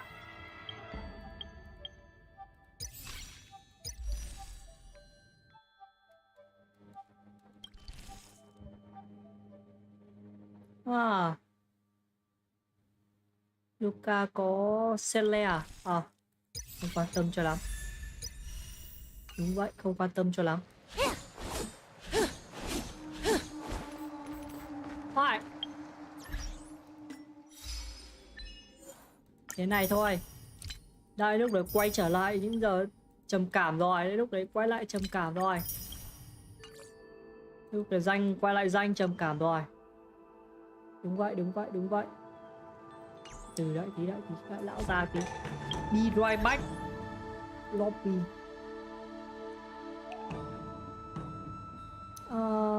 Add new short back rồi.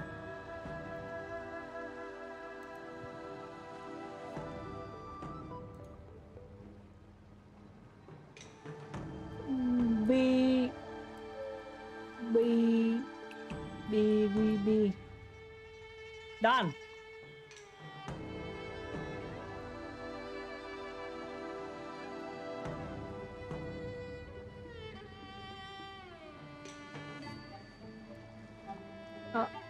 Má phải đổi màu rồi. Có màu không? Background color. Done. À, đổi màu cái này kiểu gì? Làm nào phải đổi cái màu cái này? Font size.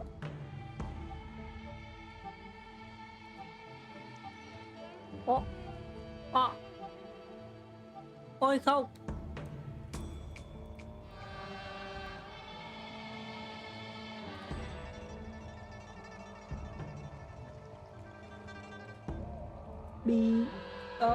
Tại sao lại quay rồi?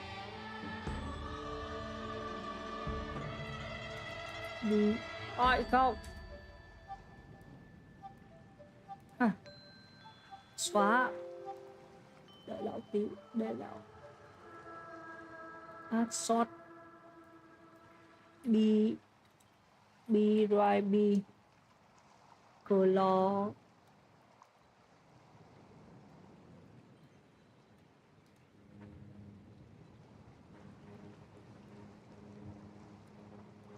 Đây. Đó. Be right back. Be right back. Be right back.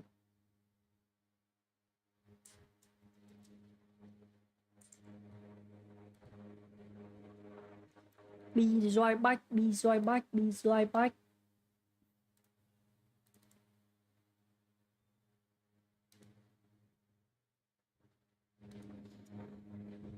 Be right be.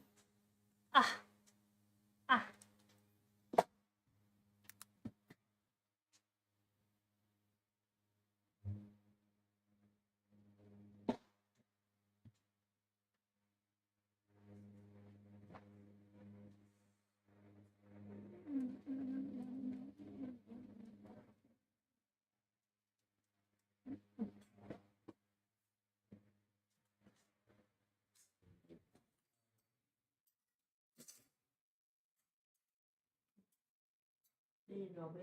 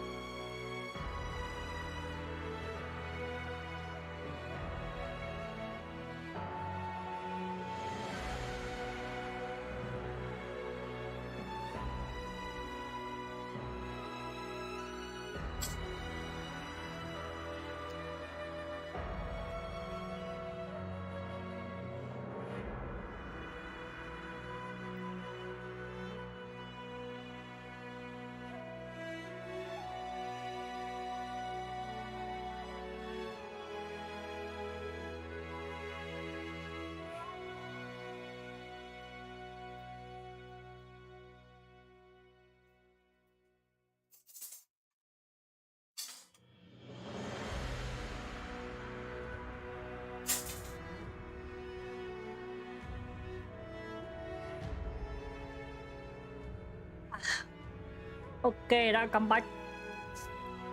Đã quay trở lại rồi đây, đã quay trở lại. Cái gì đây, Don không phải gì đây?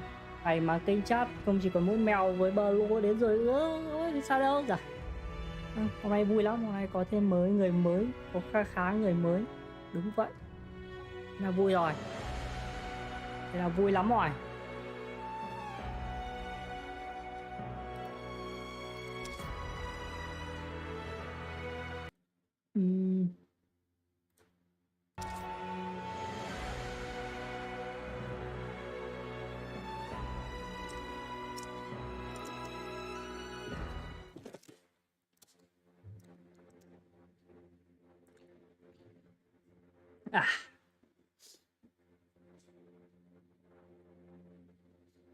Làm cốc trà đào ngon phết.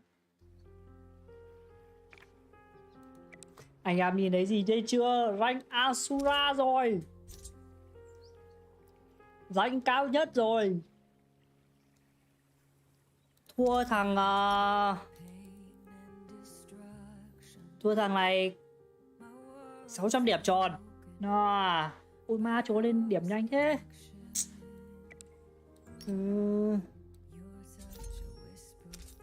Chúa lên điểm nhanh vãi đi ra. Có cái gì? Hồi bạc.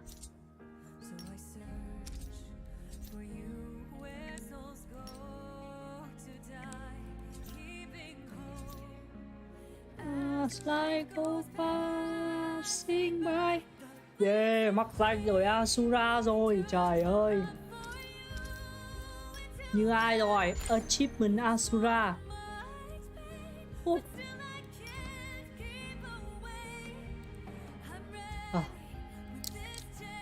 Rồi, làm ván solo khởi động phát. Đúng vậy là ván solo khởi động. Asura rồi.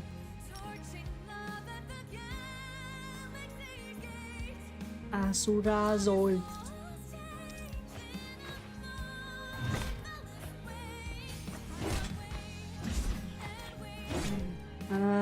Mắc danh rồi.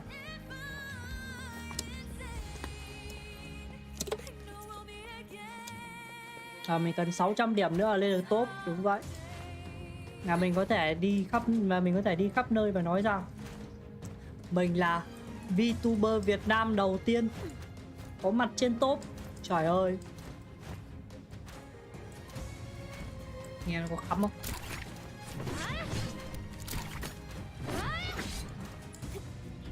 Nghe nó có bữa không? VTuber Việt Nam solo lên top.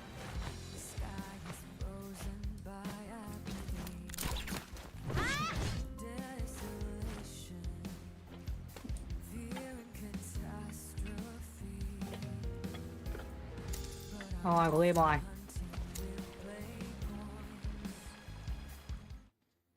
Ngày đó cũng sắp tới rồi. Cái ngày tôi đứng trên top.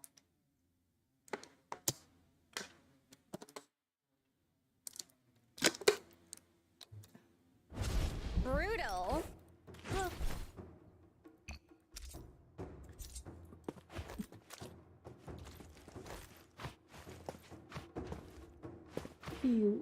Phiêu.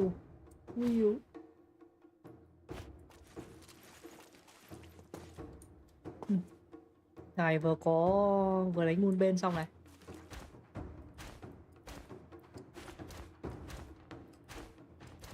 May khởi đầu ngày hôm nay là như nào đây? Vì chúng nó không được mạng nào hay là như nào đây?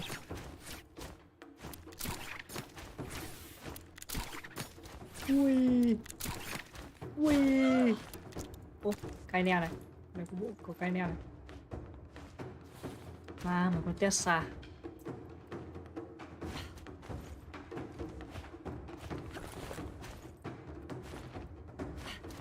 Mình chơi hổ nhỉ? Là mình chơi thằng Ako nhỉ? I fight to bring justice to the people. Mình chơi thằng Ako nhỉ? Ako mình có trang phục Tề Thiên Đại Thánh. Nhưng mà không có tóc. Không có tóc Tề Thiên Đại Thánh. Nuôi tóc này.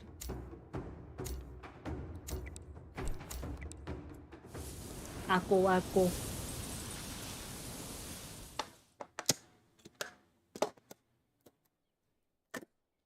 Nhìn này thôi nhưng mà đánh solo thắng được có một trận. Cái này gặp bọn danh cao rồi. Ôi không nói.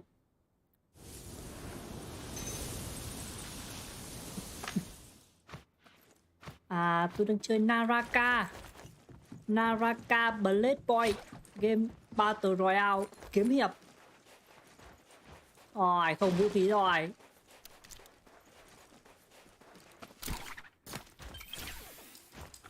Không có vũ khí bạn ơi, tớ không có một cái gì cả.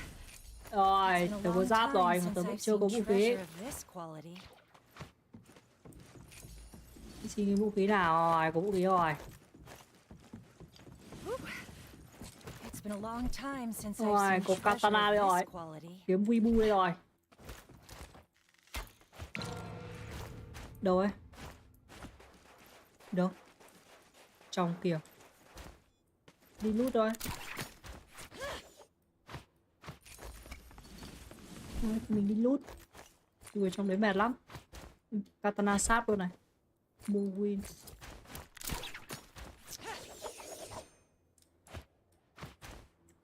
Mắc ngọc máy ăn được. Eat a certain bell.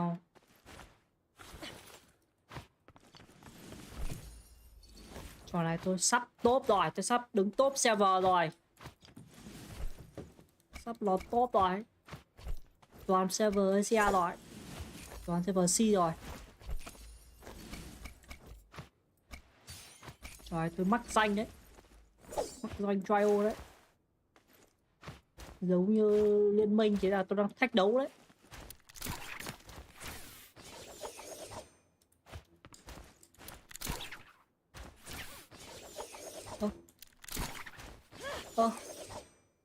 Đây. Vẽ mấy cái móc. Đang vừa.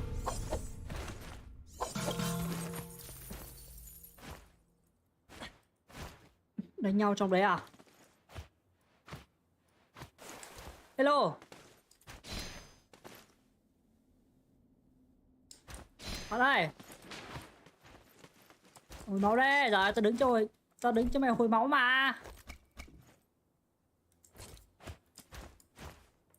Rồi.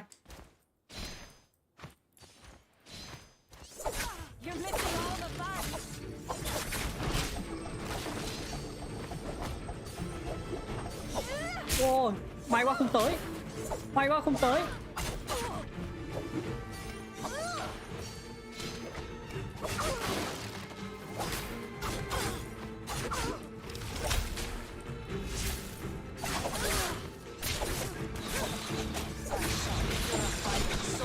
Rồi. Ui. Ui. Mà có đứa third party chứ.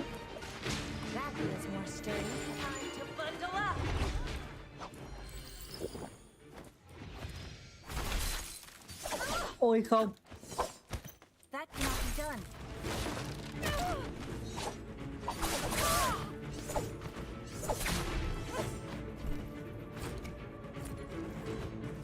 Đâu rồi? Đâu rồi? Ma đâu rồi? Trời ơi, đánh hai thằng gần chết trốn chạy được mà. Bực không?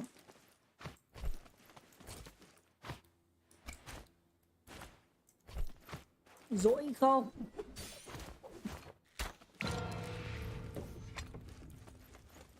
Đâu ấy?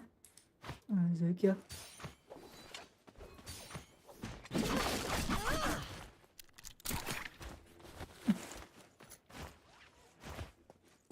Rồi đi ra. Đi ra, tao không đánh mày đâu. Đi ra, tao đuổi con kia. Con kia đâu rồi? Con băng kia đâu rồi? Tao đéo đánh mày thì chớ.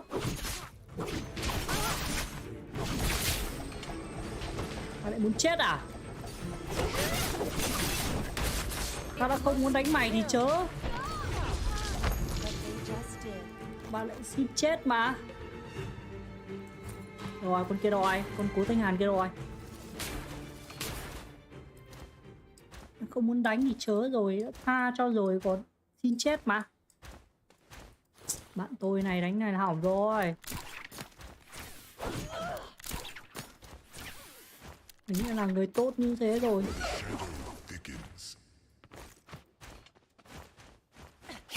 Ô, đây đây.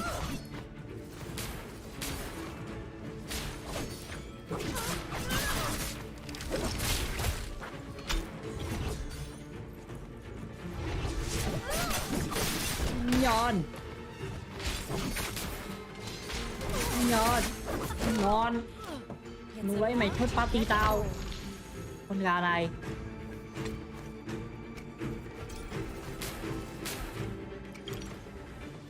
Không sao đấy. Đi mua đồ phát đã. Quay lại luyện. Đi mua đồ phát đã. Rồi mình hủy diệt cái lobby này rồi. Nào, kiếm cái côn nhị khúc nữa là coi như game này của mình luôn rồi.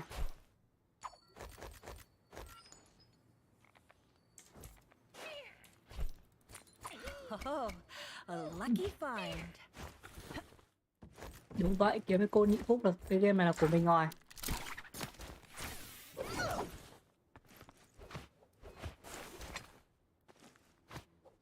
Hello Blue. Rồi con kia đâu? Rồi. Con kia rồi, đó đây nào. Đang đánh solo nên là cũng không quan tâm lắm. Cái này chỉ là khởi động thôi. Ô. Ma nó thả ra mà. Liều đấy. Ôi rồi, lùi rồi.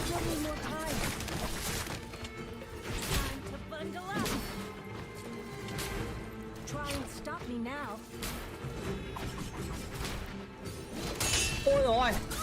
Đó. Mà ghê vậy.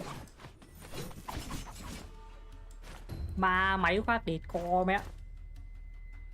Rồi mấy thằng máy ra nói kinh vãi đi ra. À, bị máy đánh chết. Mình quên mất là mấy thằng máy nó chỉ đánh đòn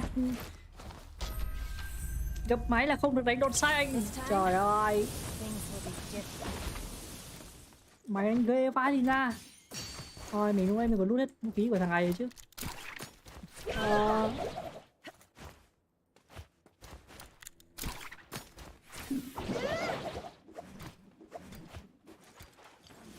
Oh, a lucky find.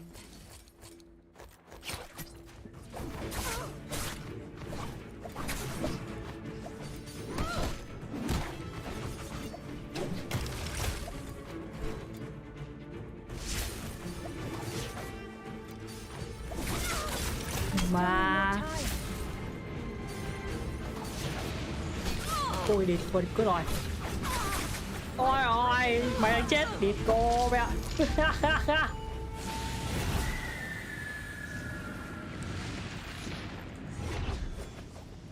Mà mấy con máy nó đánh chỉ gọi là đón xanh mà nó chỉ. Ba mấy con máy nó đánh mình không đánh đòn xanh được với nó đọc input của mình. Trời ơi.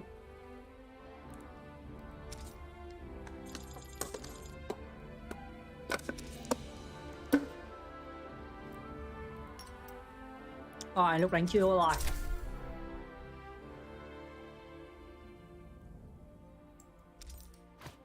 Đến lúc đánh chưa rồi.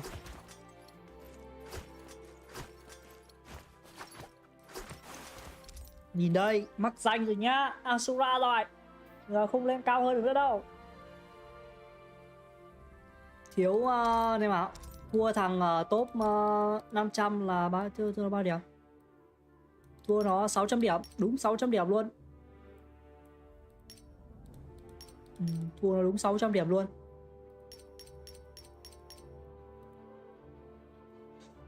Thua nó 600 điểm. À 600 điểm.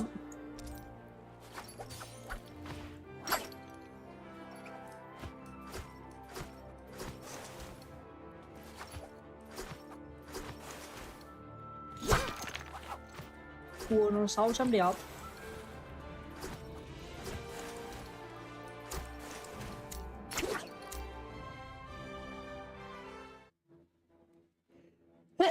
Ơi, thua nó 600 điểm, thua 600 điểm. Together, we shall have die.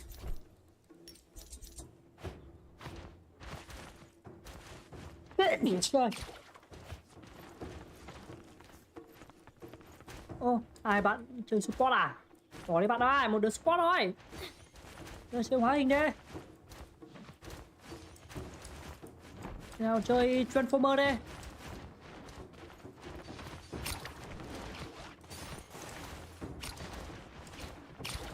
Nào chơi Transformer đây, rồi ơi. Mẹ đã GP dinh rồi, còn con kia nữa thì phải đánh đeo cái gì, đánh cái gì. À, mình đánh hổ nhờ. À, mình đánh hổ nhờ. Cầm hổ vào nhưng mà đánh hổ. Nhưng mà đánh hổ trong danh nghe nó hơi chôn ạ.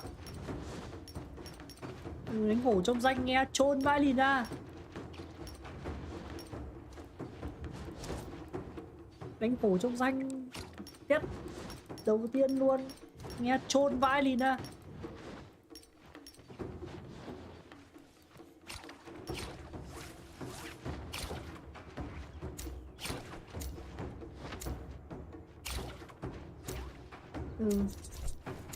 Rồi mày qua nó đổi rồi. Nhưng mà cũng muốn đánh vào đa, muốn đánh vào đa, đánh bạn đánh gái cướp biển. Đánh gái cướp biển cũng ngon đấy, nhưng mà đã không có trang phục gái cướp biển nên là lão cũng chẳng muốn chơi. Nào có trang phục của gái cướp biển thì chơi. Đúng vậy à, ván này lại cùng danh rồi, lại đồng danh rồi. Có lũ danh giống nhau rồi. Rồi, nhảy đâu đây? À, để chỗ kỳ ho có gái này.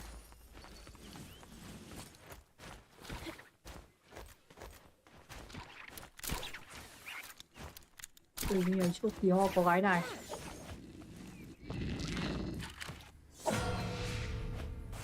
Gái cướp biển có Honey không? Chứ nó có rồi. Vada cui hơn. Vada hơi bị Honey luôn. Tí nữa cho xem trang phục của nó đẹp lắm. Vada trang phục đẹp lắm. Rồi sao lại đi hết được với nhau thế này?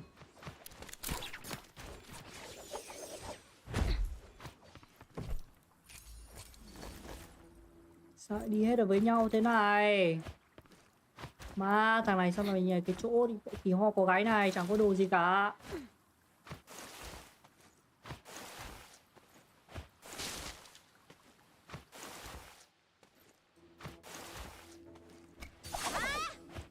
Ô, đu ha bot.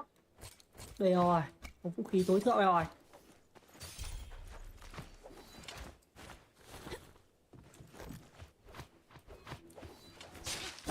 Đi danh là phải chơi cái con này. Đi danh là phải cầm cái vũ khí này. Không cầm vũ khí khác được.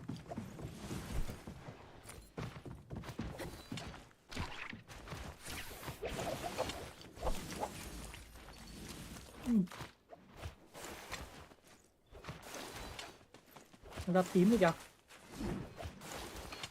Wow. Ui. Đi phải mua nhạc. Đi bật nhạc lên cho anh em nghe nhỉ. Chán thế. YouTube nó không cho bật nhạc như kiểu tờ Wick nhỉ. Bây giờ bật nhạc lên là ăn bản quyền chết ngay. Thôi tí bật BGM của mình lên rồi. Tí thành bật BGM của mình lên thôi. Anh em này tạm thời nghe nhạc BGM của lão rồi. Nên là bật nhạc kia lên cũng được, nhưng mà bật xong phải xóa VOD. Mà lười xóa VOD lắm. Đã muốn để VOD lại cơ. Đúng vậy. Ngọc.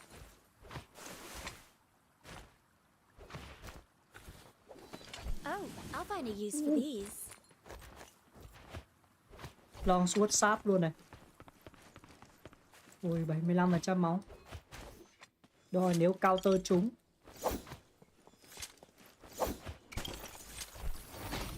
Ngọc.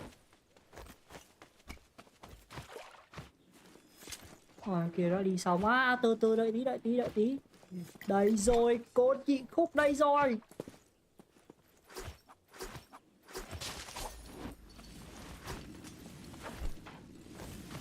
Ôi katana kìa.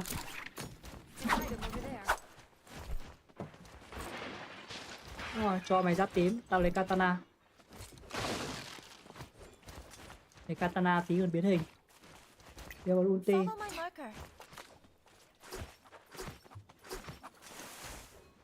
Katana tí còn biến hình, tí còn ulti.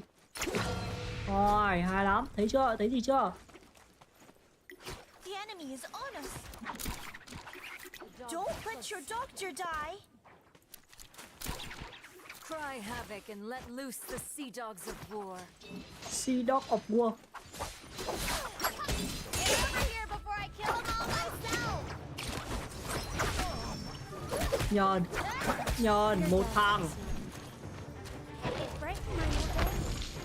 Cái chết chưa? Chết rồi à? Thế có một con nữa đâu? Lại có một con nó đi mình mà. Rồi.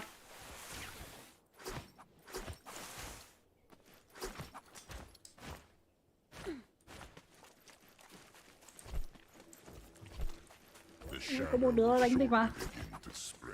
Nữ giáp tím mà, đâu rồi? Cái nó cầm bên lên rồi. Không có tiền đâu. Bằng kia đây. Đó chỉ đi nhau rồi. Đó là dai chỉ đi nhau rồi.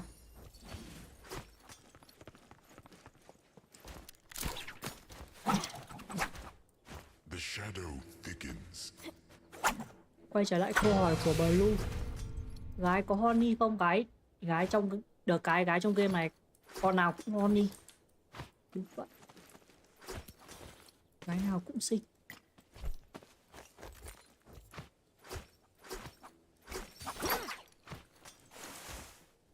Gái nào cũng xinh. Điều quan trọng là có trang phục đẹp không? Hay không thôi. Có tiền để mua trang phục đẹp hay không thôi. Vậy. Me.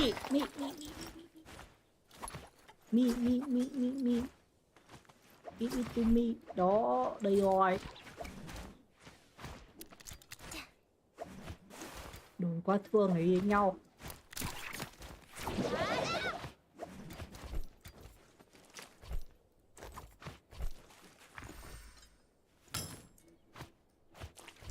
Đừng quá thương. Nói đến nhau đấy bạn ơi. Đừng quá thương để làm nhiệm vụ. Enemy spot. Enemy spot đây. Kìa.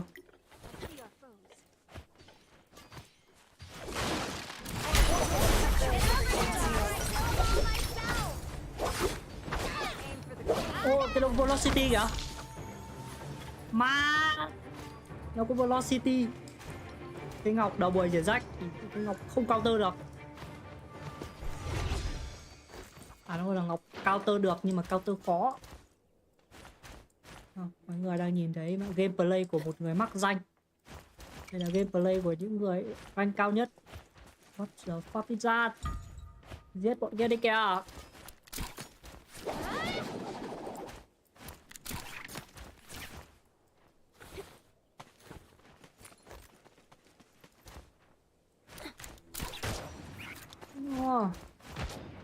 On my mark.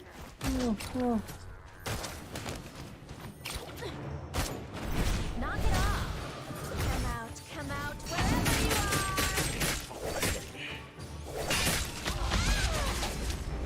Như nào? Như nào? Như nào? Như nào? Như nào? Như nào? Như nào?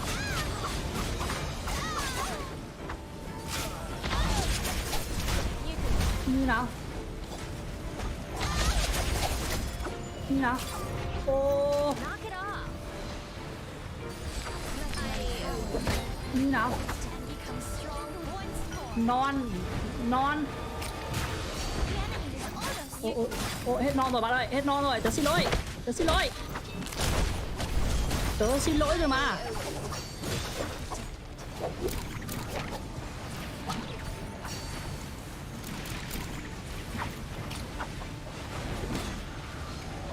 Xin lỗi rồi mà.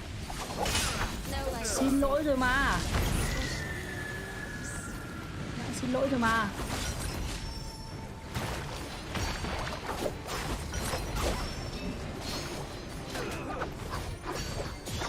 Đã xin lỗi rồi mà.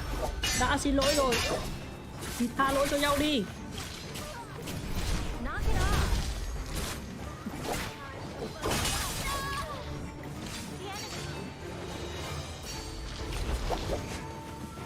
Tham tung bắn từ nắp rồi.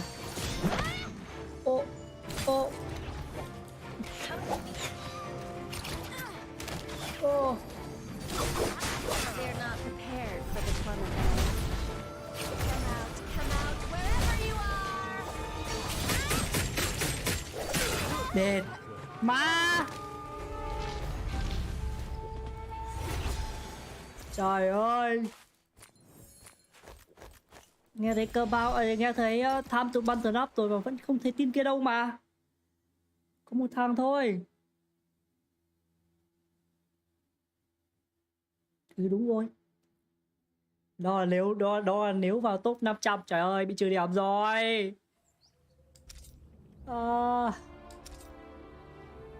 Trừ 3 điểm đi coi bạn trai. Cày không. Chỉ đánh được đến thế thôi, không đánh hơn được. Top 500 toàn server.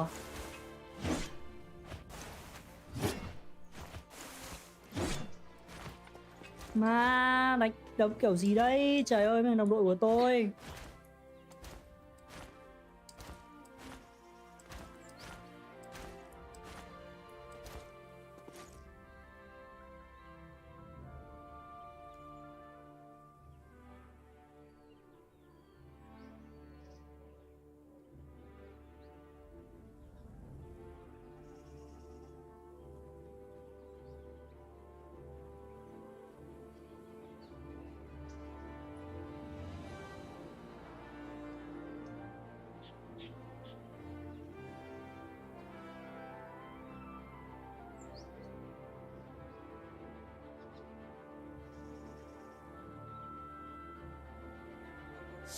Ôi không, trời ơi.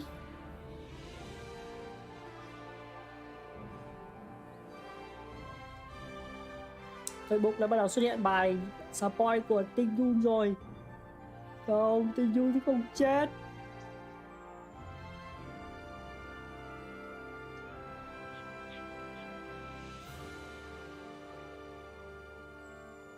Tinh Yun của tôi không chết.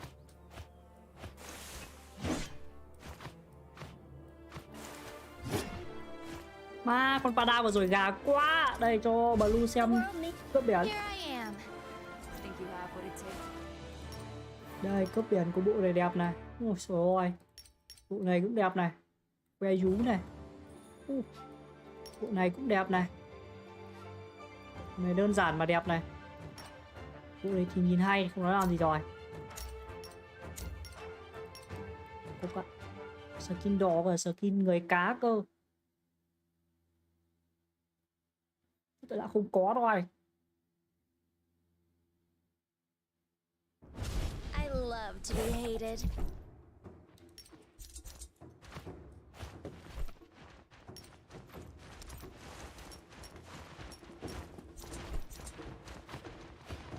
Rồi, team không có khống chế rồi, có transformer nhưng không có khống chế rồi.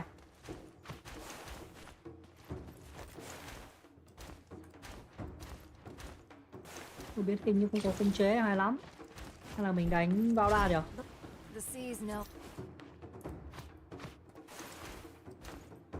Hay là mình đánh vào đa nhỉ? Nhưng vào đa không trang phục xấu lắm.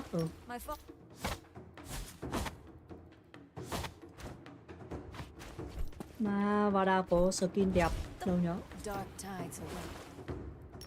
Có cái skin này đẹp này. Ui trời ơi, bao giờ mới có skin này. Que mông. Oni. Rồi thêm quả tóc nữa. Thêm tóc nào rồi?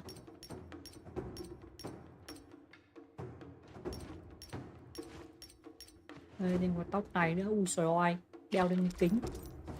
Kính đâu? Ui, chuẩn đẹp luôn. Look at her. Honey chưa? Ngày không honey, còn ai honey nữa?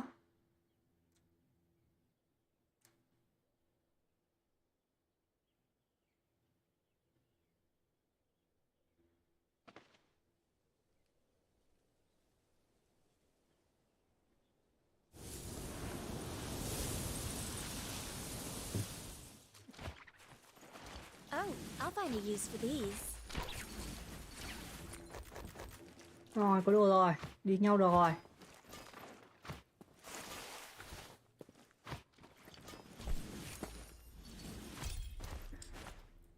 Mà vừa vào cái mình.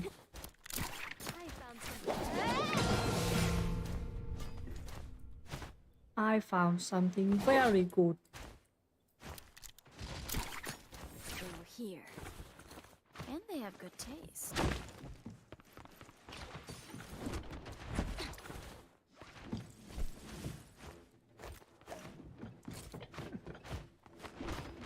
Được rồi, nghe tiếng bước chân, không biết chỗ nào đâu.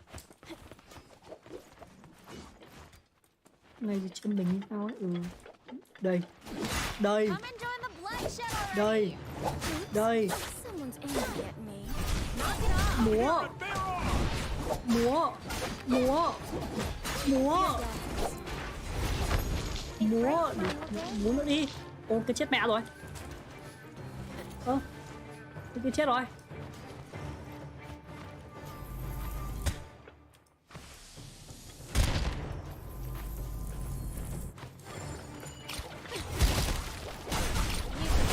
Thằng kia chết rồi.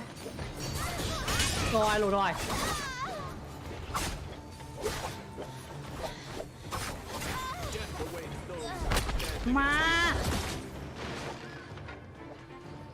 Má con Matari này, trời ơi, sao mày có thể gà đến cái mức độ đấy? Quay lại chết mẹ rồi mà đánh cái đéo gì. Nó dễ sợ luôn.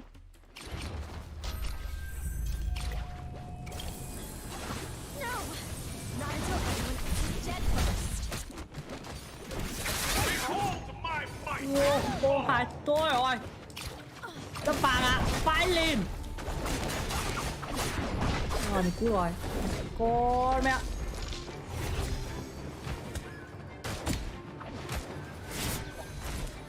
Mà con kia rất vàng mà. Bro. Bro. Bro.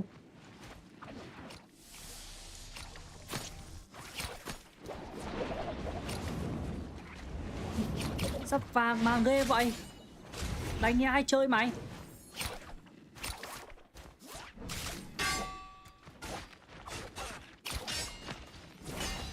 Thằng SOS đâu rồi? Tao thấy SOS chạy ra kia rồi mà. Awakening.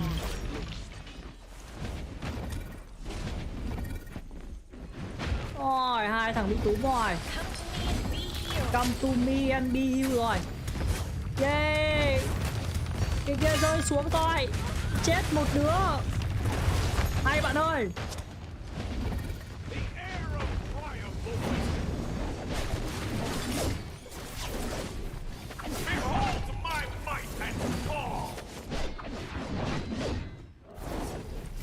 Má thằng một chạy xa thế.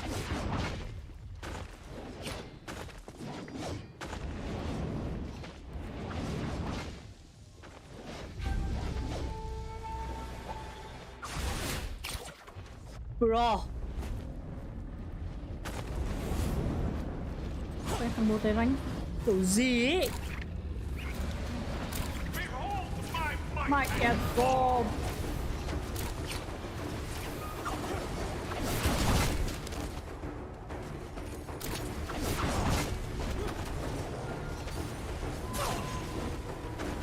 Đúng rồi, múa đi bạn, múa đi. Đúng rồi, múa đi bạn, múa. Đúng rồi, múa đi. Trời ơi, đừng chờ gì nữa. Ui ôi, cái thằng này nó gà vãi đi ra, nó làm cái gì?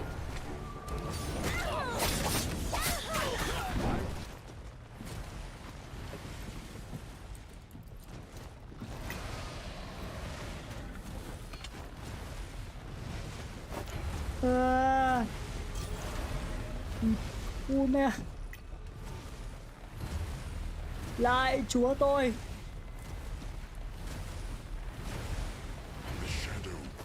Trời ơi, đồng đội của tôi.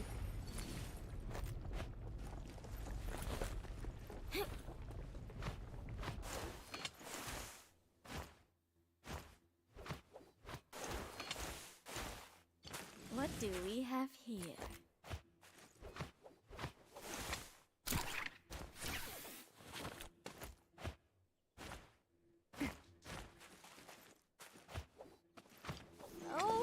Oh yes. I like this a lot.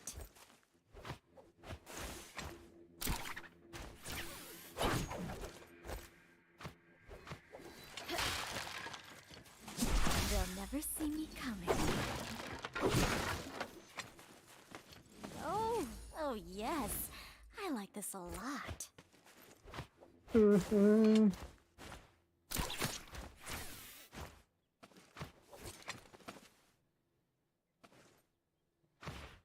Trời ơi, đồng đội của tôi. Mình với thằng kia đã giết được người rồi, quay ra thằng này chết mẹ rồi mà. Để lên cứu nó thì... Thôi không. Không được toxic, đúng vậy. Mình không toxic. I am a calm and collective human being. That's got our name all over it.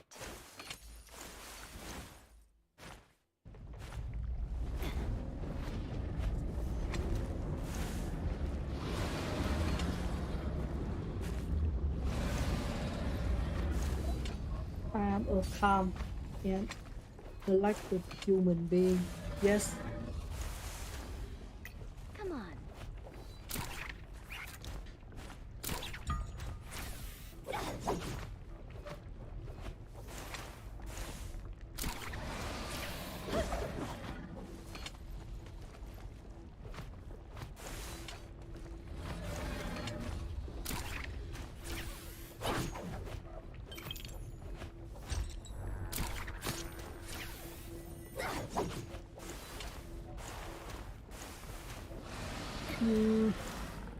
Sao đội mình đâu rồi? Rồi. Mỗi thằng một nơi rồi, hay lắm. I see something that may be of use. Cái vẫn đang đi lút mà sợ thật đấy.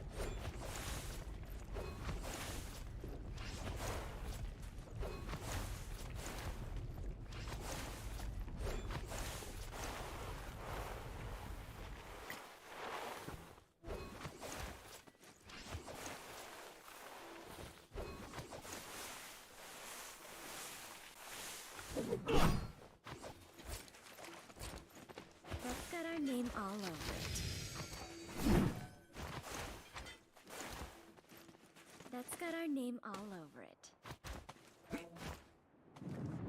Hai lần đi lút mới đi lút được. Ngọc vàng rồi ba. Nhất bạn rồi. Bạn đánh này thì tớ chịu rồi. Ô, từng mới lờ nhìn hay đấy. We go there.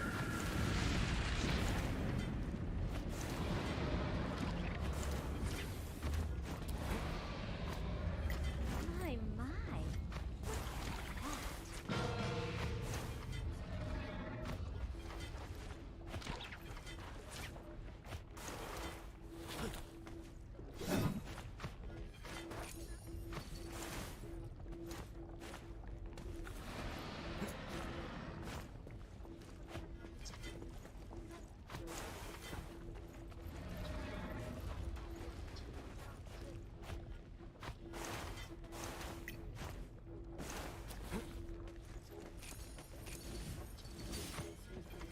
Ôi trứng.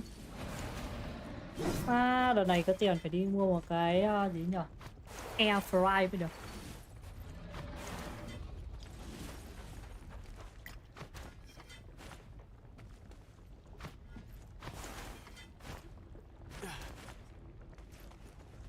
I claim this in the name of the Acurian dynasty.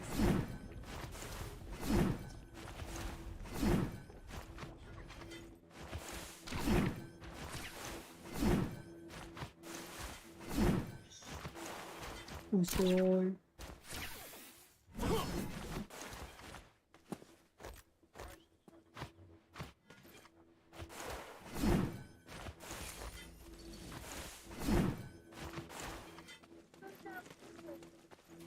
You have embarrassed yourself.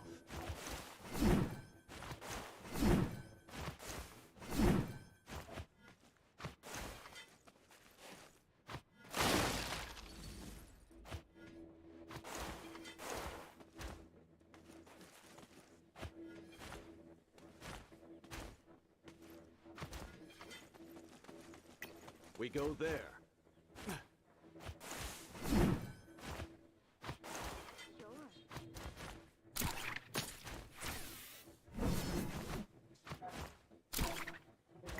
Let's get our name all over it. Ê ơi, có bùa rồi. I had returned to the land of the living. Đã trở lại, yes sir. We go there.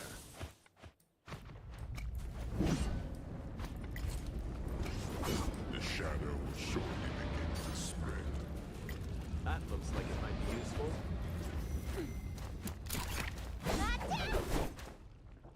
I had returned. I found something very good. Forward!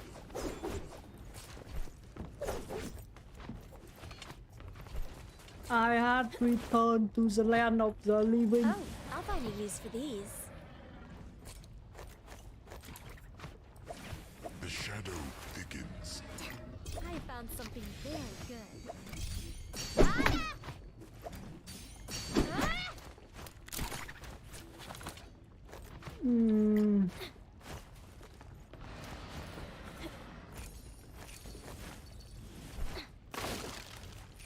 Oh, I'll find a use for these. Rồi, có giáp tím rồi. Rồi, không sao cả. Thắng được, đúng vậy. Mình ở đây rồi, we had been here before rồi. Không tập ra. Easter egg à?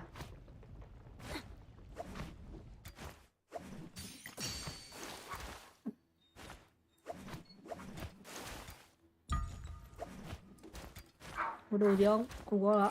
Không có thôi. Nhắm bớt này đi này. Mình cần giáp chứ không cần máu. Mình cần ngọc nữa. Mình không có cái ngọc nào trên người cả. Giờ giấy lắm, chú sờ vào người cái là chết. Giờ mỏng manh dễ vỡ lắm. Chú sờ vào người là mình chết.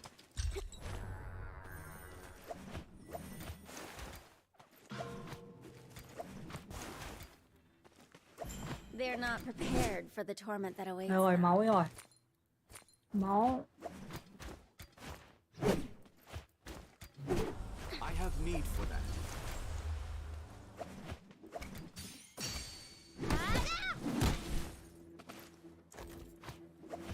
I need the item. I don't need this. Do you? I need that.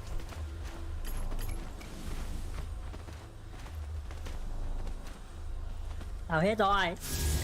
That's got our name all over it.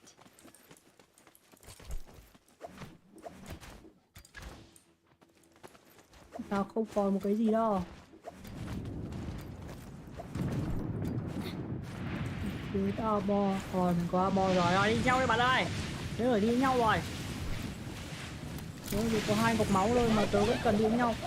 Đúng vậy. Đi nhau rồi, đi với nhau thôi.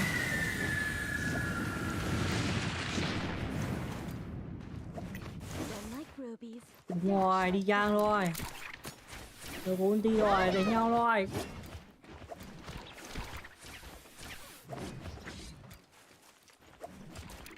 Chúng ta chỉ cần dai đít chúng nó thôi, đúng vậy. Tớ chỉ cần một triệt phải ngon là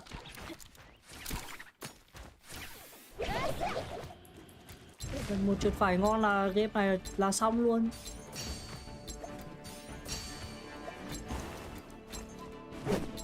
Không có ai à? Không có chứ.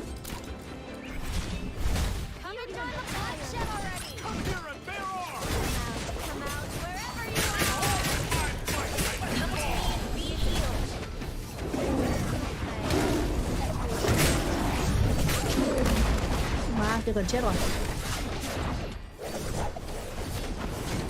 Ôi không, má chúng mình chưa, trời ơi.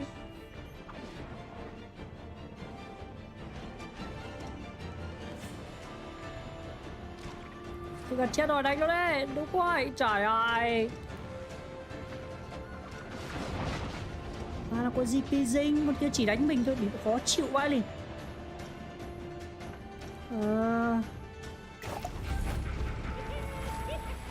Mình không có ngọc nữa chứ. Mình đang nửa cọc cái đó.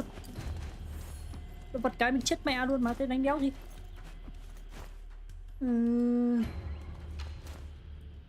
Cái nhau này là hỏng rồi.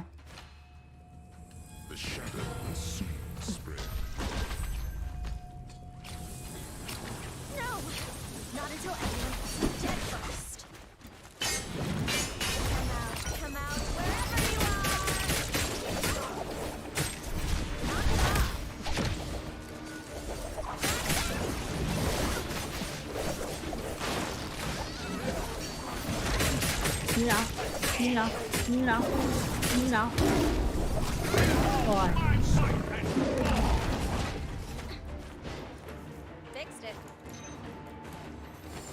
Như nào?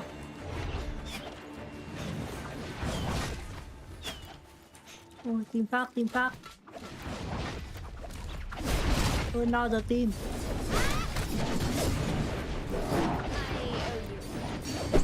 Ôi, team khác tới. Ôi không, team khác tới. Né. Né ra, né ra, né ra.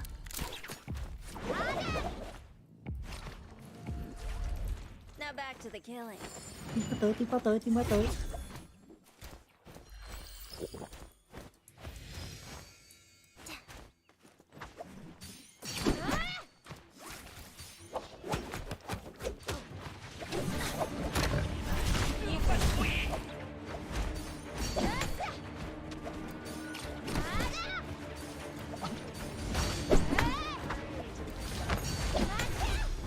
Nhọt, nhọt.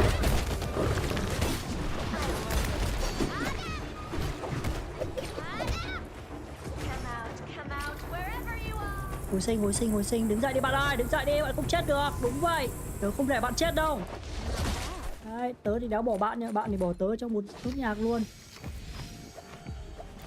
Bạn mà có thì bạn mà được phép là bạn bỏ tớ luôn đấy. Much better, thank you.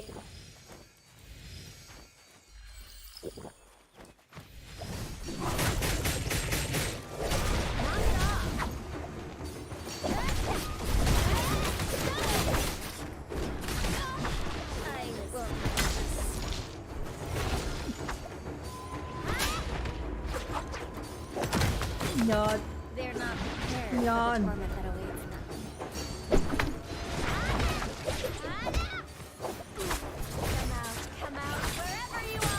Nhọt. Như nào? Như nào? Mày đánh ai? Mày đánh ai? Mày đánh ai? Mày đánh ai?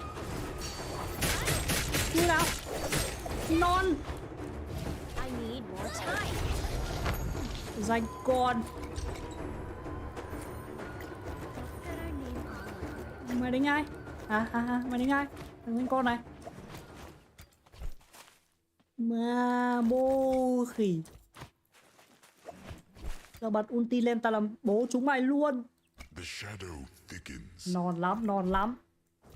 Đây rồi, có red full phát luôn đây rồi.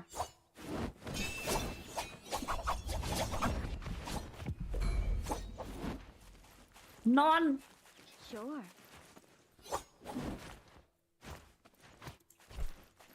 Does anyone want this? I found something very good. I was fine. Non. Non. Trời ơi. I spot the rascals there. Nhưng mà tớ chưa có ulti bạn ơi. Tớ không đánh nhau được. Tôi chưa có ulti bạn ơi. Tớ không có ulti, tớ không đánh nhau được đâu. Nói trước. Đúng vậy. Tí là lão múa thì bọn này tôi cướp ngay.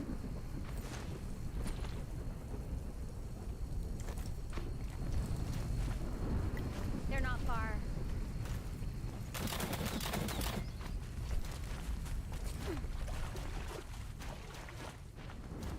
Tí là lão múa thì bọn này tôi cướp ngay.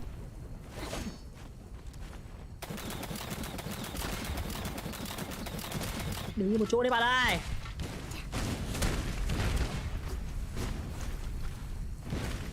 Chạy rồi nha, tôi nói trước đấy, tôi không đánh nhau đâu. Tôi chưa có ulti, không đánh nhau đâu.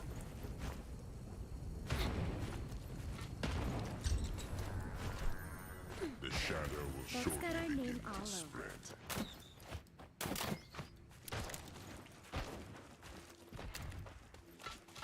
Like new.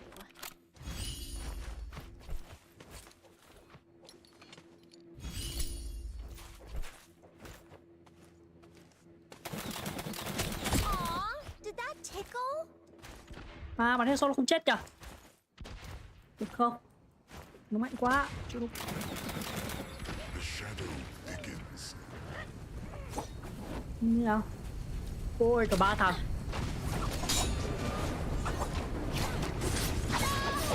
Ôi không. Ôi giời ơi, thì cả 3 thằng luôn. Mình chết luôn mà, không kịp làm gì mà.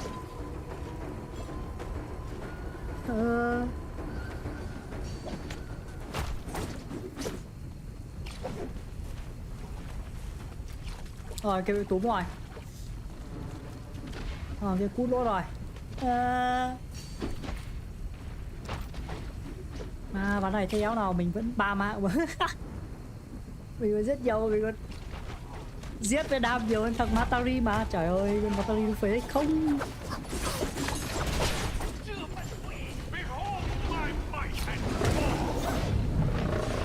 Nú bạn ơi. Nú đây, nú. Bảo nú mà. Ôi rồi, nú không nú.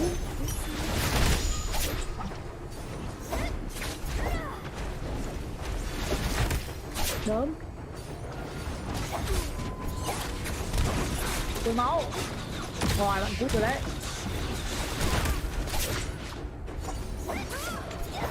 Rồi, bạn cút rồi đấy.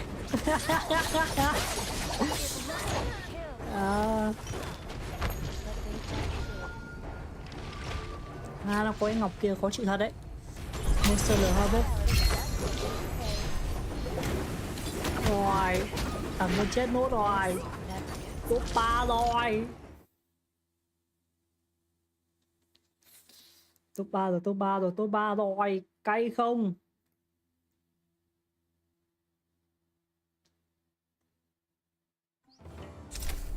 À, 20 12.000 đam được cộng bao điểm?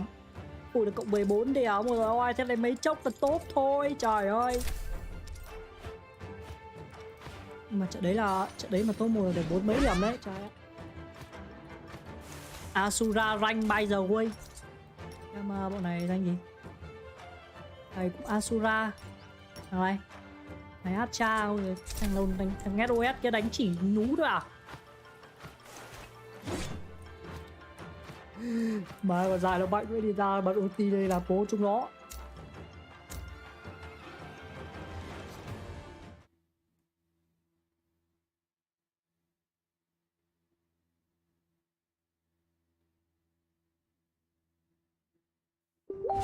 I love to be hated. Bật ulti lên làm bố các bạn luôn. Hài lắm, lại giờ breaker. Lại Matari. Trời ơi.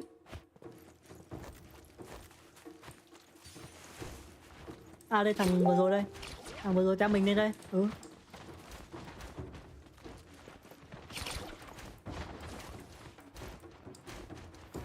Thằng vừa rồi theo mình lên đây.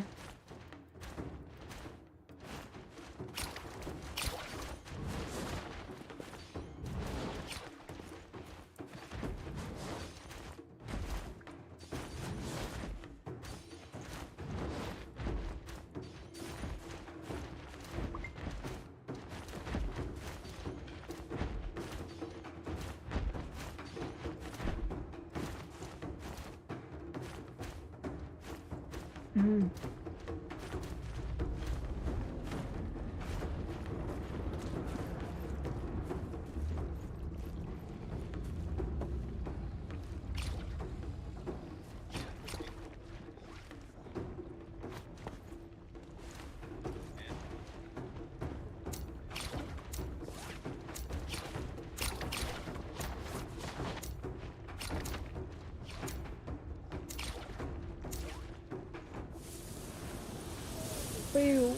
phiu.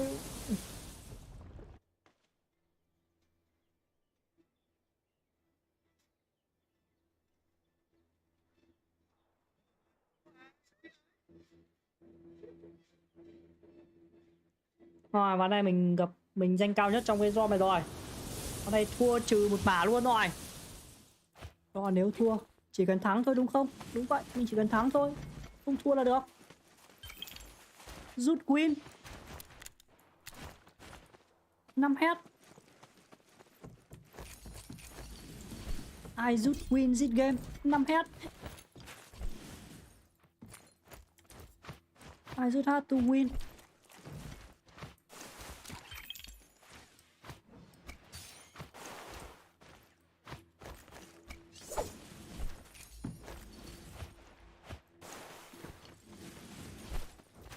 I just had to win 5 head.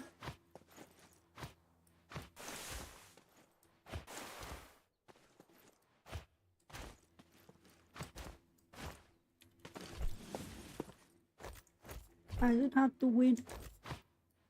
Yeah, đơn giản quá nhưng mà không sao.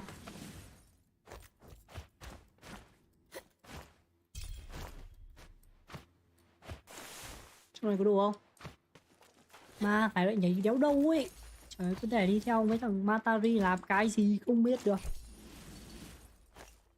À, mình là người đi theo chúng nó mà, quên mất. Oops.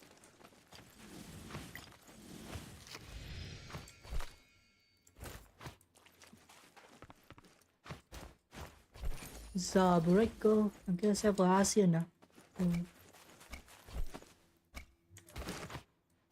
Mình full mấy đồ rồi.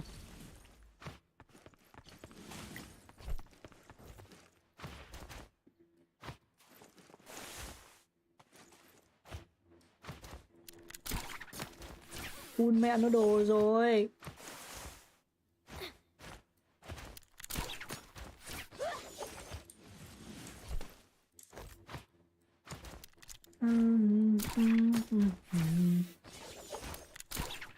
Ba mình không để cái ngọc mà dropping distance bên cái này.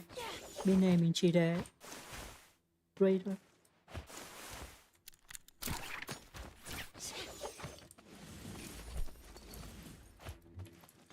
Oh, goody. Đây rồi. Ôi giời ơi, đây rồi.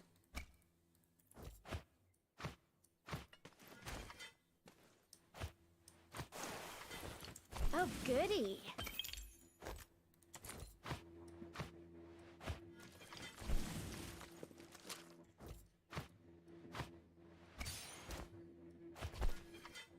Đây rồi.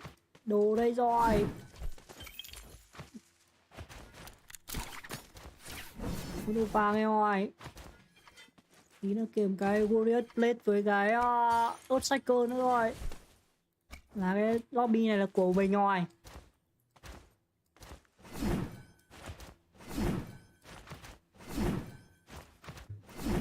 Ui, đi xa nhau thế.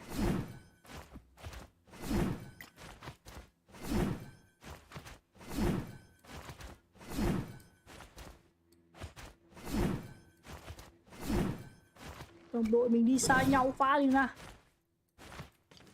Ở đây là game game 3 mà đi phải đánh solo nếu đâu mà bạn đi xa thế.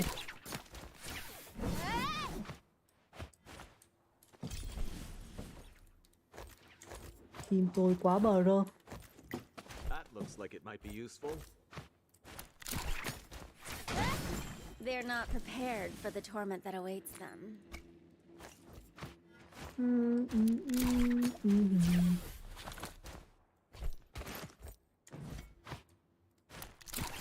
Rồi, mình có 2 cái vàng rồi.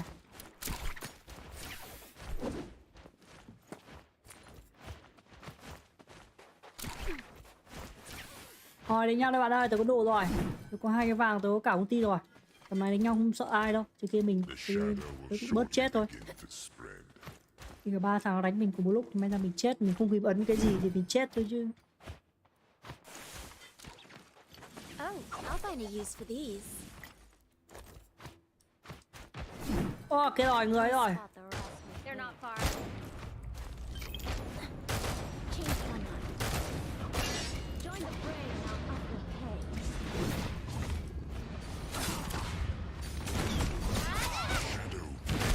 Ah, there they are. Delightful.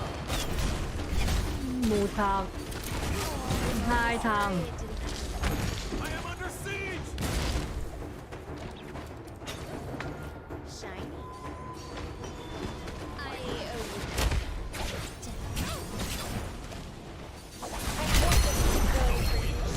Rồi một thằng. Một thằng.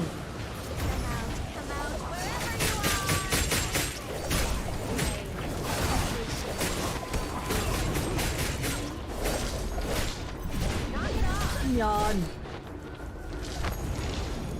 Non. Nothing left. Non. Ô. On my mark. Cứu. They're so close I can smell them. My, my.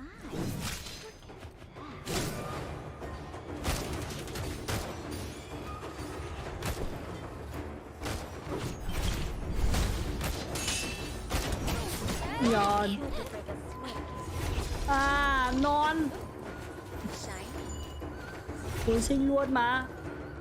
Short red luôn mà. Anh chịu rồi, các bạn đánh thế tôi chịu rồi.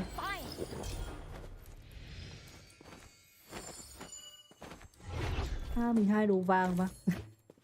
Game unfair vãi lìn à.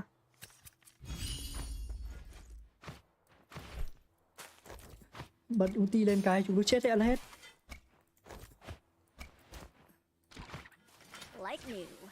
Bật ulti lên là gọi chúng nó là con ngay. Nó tuổi gì đánh nhau với mình.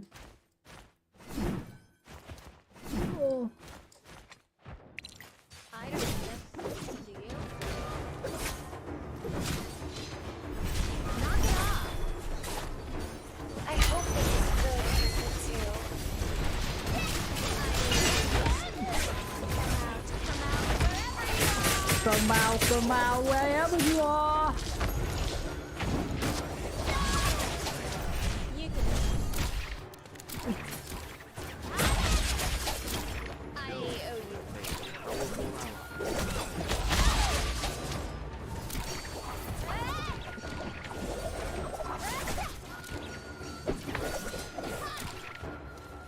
Our adversaries are close. Nhòn.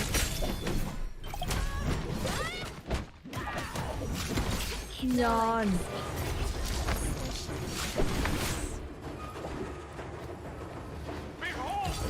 Might and form.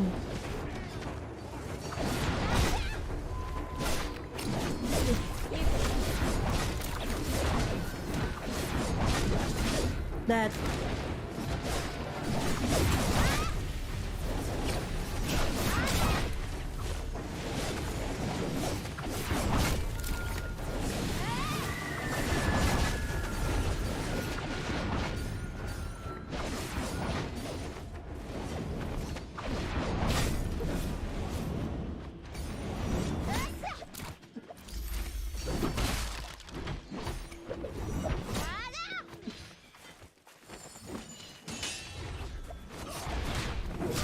Nhòn. Nhòn.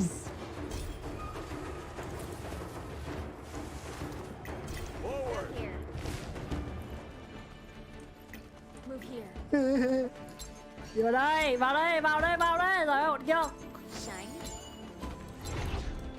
Kia rồi. Soon, but not yet.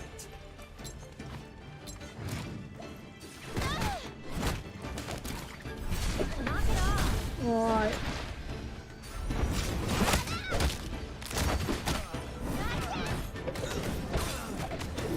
Nhòn. Nhòn.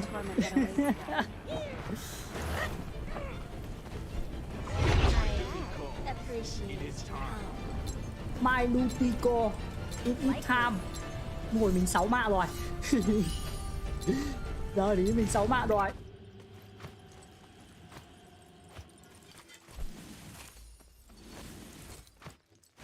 Cái room này là của mình rồi.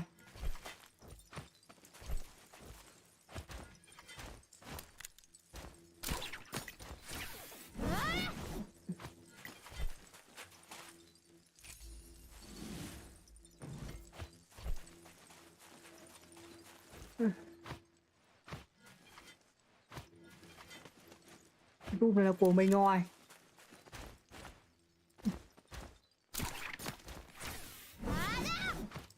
Ô, có mở rộng túi này. Yes. Cái room này là của mình rồi. I don't See something that may be of use.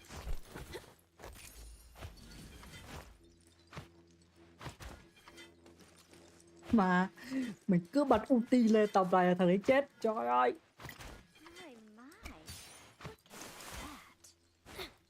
Tầm này thằng nào với nhau mình thằng ấy chịu chết rồi.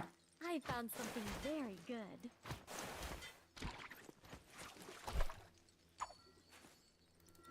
Oh goody. Hecta này, trời ơi. Shadow will shortly begin to spread.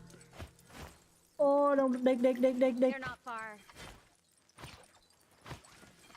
Go here. They're not far. On my mark. Very good.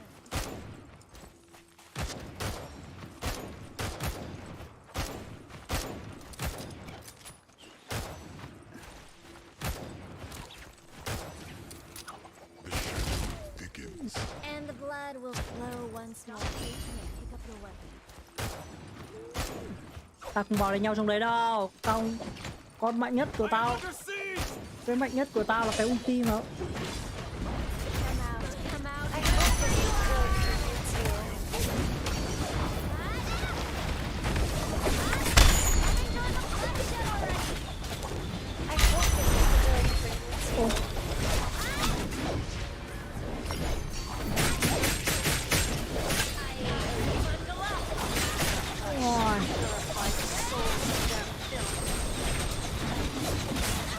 Cút rồi.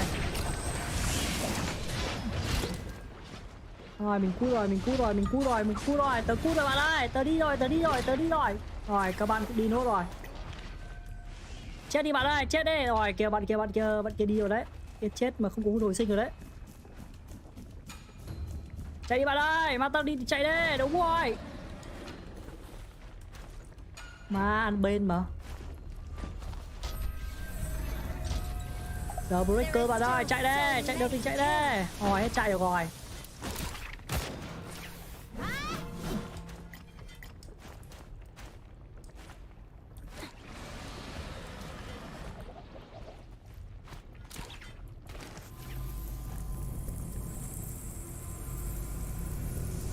Nè, tao biết rồi, tao đang tới cứu mày đây, mày cứ từ xem nào.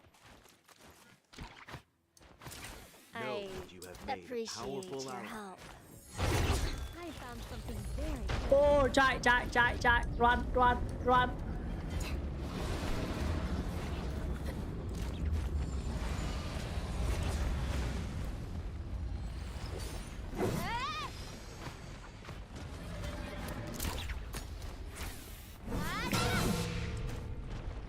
Chạy rồi các bạn ơi, đừng đánh nhau với chúng nó đâu. Đừng đánh nhau trong zone các bạn ơi.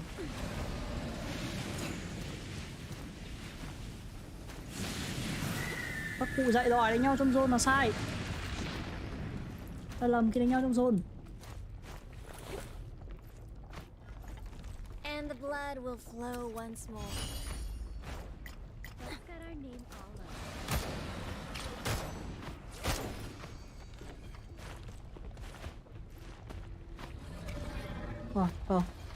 Không nhờ với chúng nó.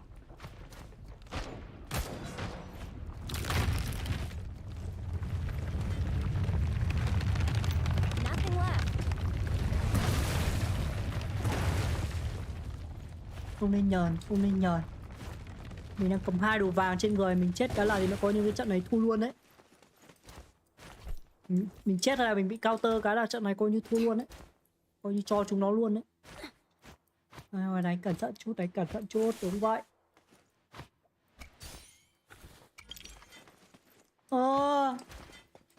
Gác thế này, trời ơi. But not yet. That's better. Đúng vậy, tao cũng chưa có ulti đâu. Đánh nhau làm, đừng đánh nhau vội. Tao cũng chưa có ulti đâu, đi kiếm Firefly đây.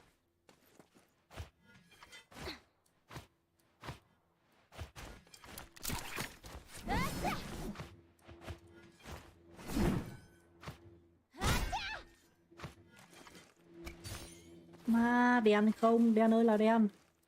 We go there. Không có cái warrior biết là nào đây không? We go there. Warwin. You scared? The shadow will Ignore soon my previous spread. command.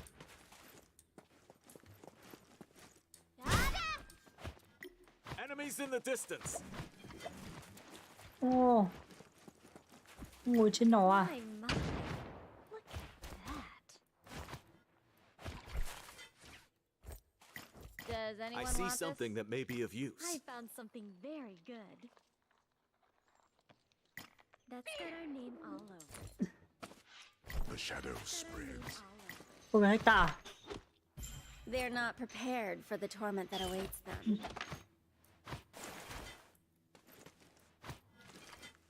Ôi trời thôi mình nhặt.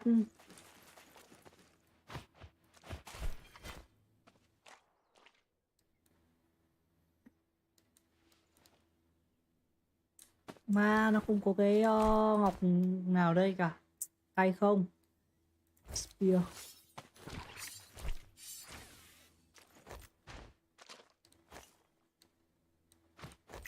Forward.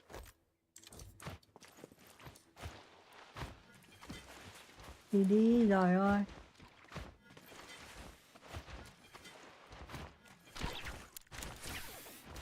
Ngỏ thần đại chiến rồi à?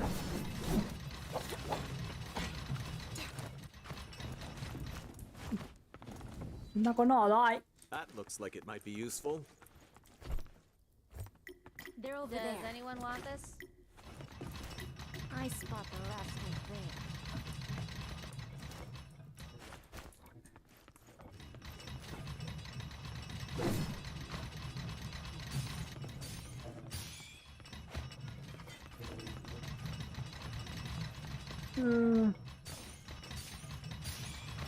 Changed my mind. Ôi, warrior plate nào đây bực không?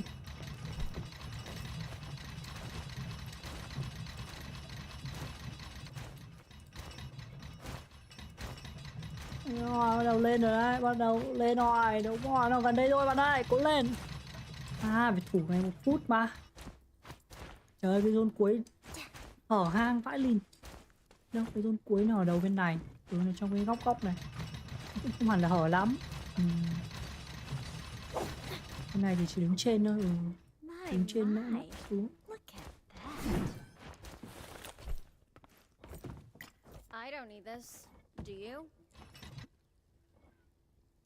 The shadow will shortly begin to spread. Xong lấy Advan Hill này.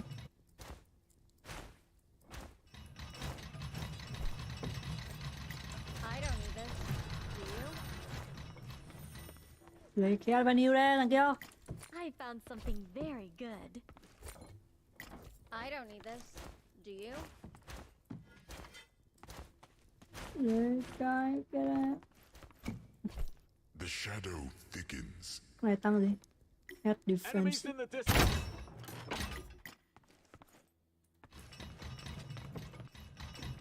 The shadow thicken.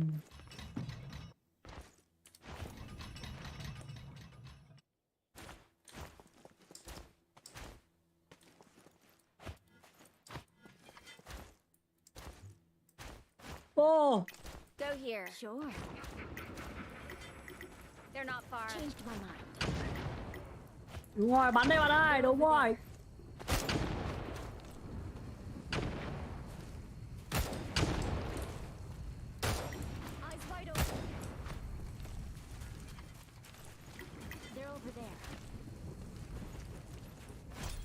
Rồi trên đấy cũng có người nhá. Enemies in the distance. I spot the rascals there. And the blood will flow once more. Run Beauty under before my fire. next shot. Ôi trời ơi, Zone ơi là Zone. Zone này tôi rất cho team nó. They found me. Now the fun begins. I am being attacked.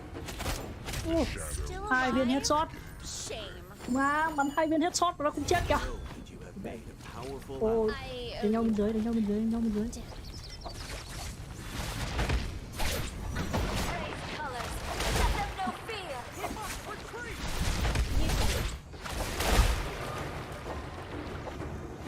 I appreciate your help. I hope it's good for you too. Fall back. Ôi không. You can come out wherever you are. Ma, mình mất mẹ ulti rồi.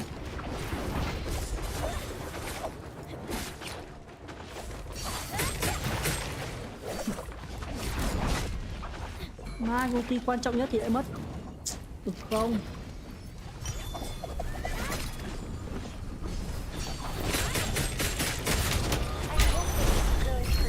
Knock it off.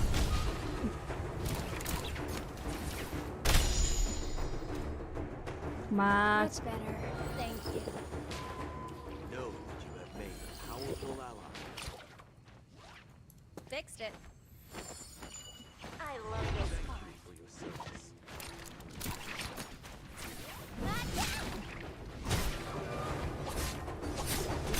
You can ôi không.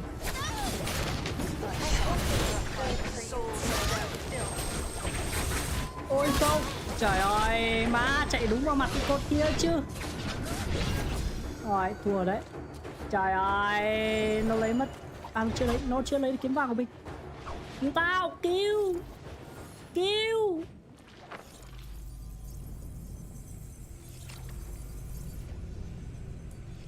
I owe you one. Damn it. Fixed it.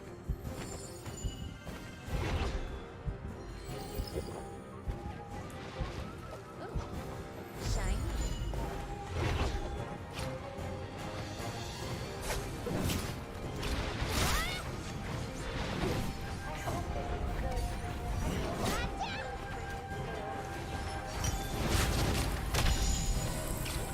Come out wherever you are. Cơ mau rồi. I was fine. Cơ mau rồi. Cơ mau rồi. Cơ mau rồi. They're not. Come out wherever you are. Cơ mau rồi. Đây rồi, top 1 rồi. À, chưa top 1. I was fine. Not bad. Chưa top 1. My gratitude. I won't forget this.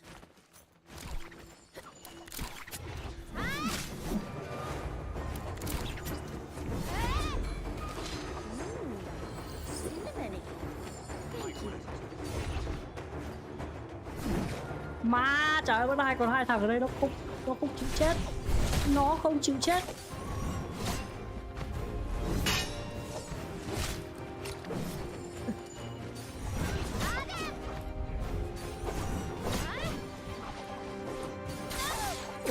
Ôi không.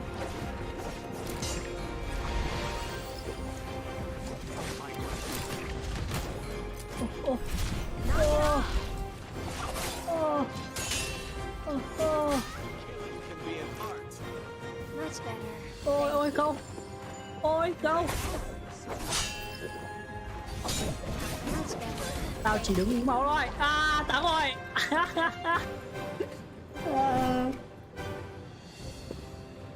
Các bạn lo cái gì? Trời ơi, dòng lên đợt dòng luôn mà.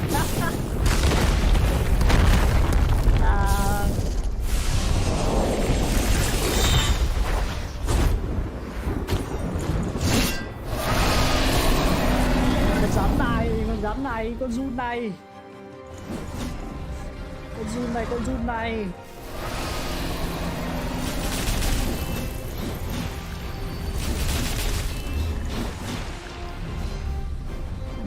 con run này.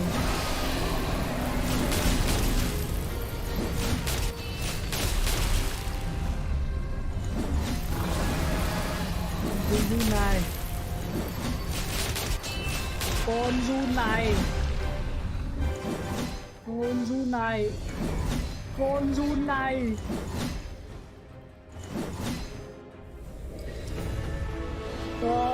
Mình hồi 15.000 kìa. Cái tim. Trời ơi, chết cười.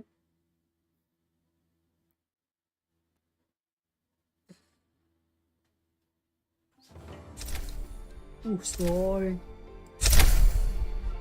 Ôi xôi ôi. Asura 21 điểm ngay. Dăm ba mấy cái thằng.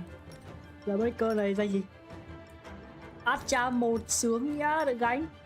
Thằng này Acha 4 được gánh, sướng nhá. Hai thằng được gánh.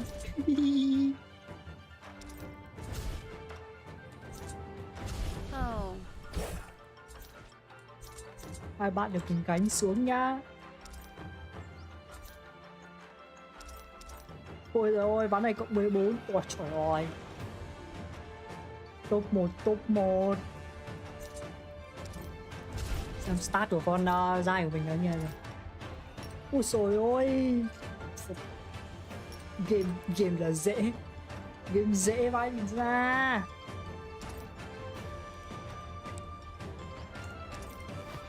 Thôi anh nghỉ thôi. Hôm nay ăn thế thôi. Cộng 21. Cái bảo là cái ROM đấy là lão danh cao.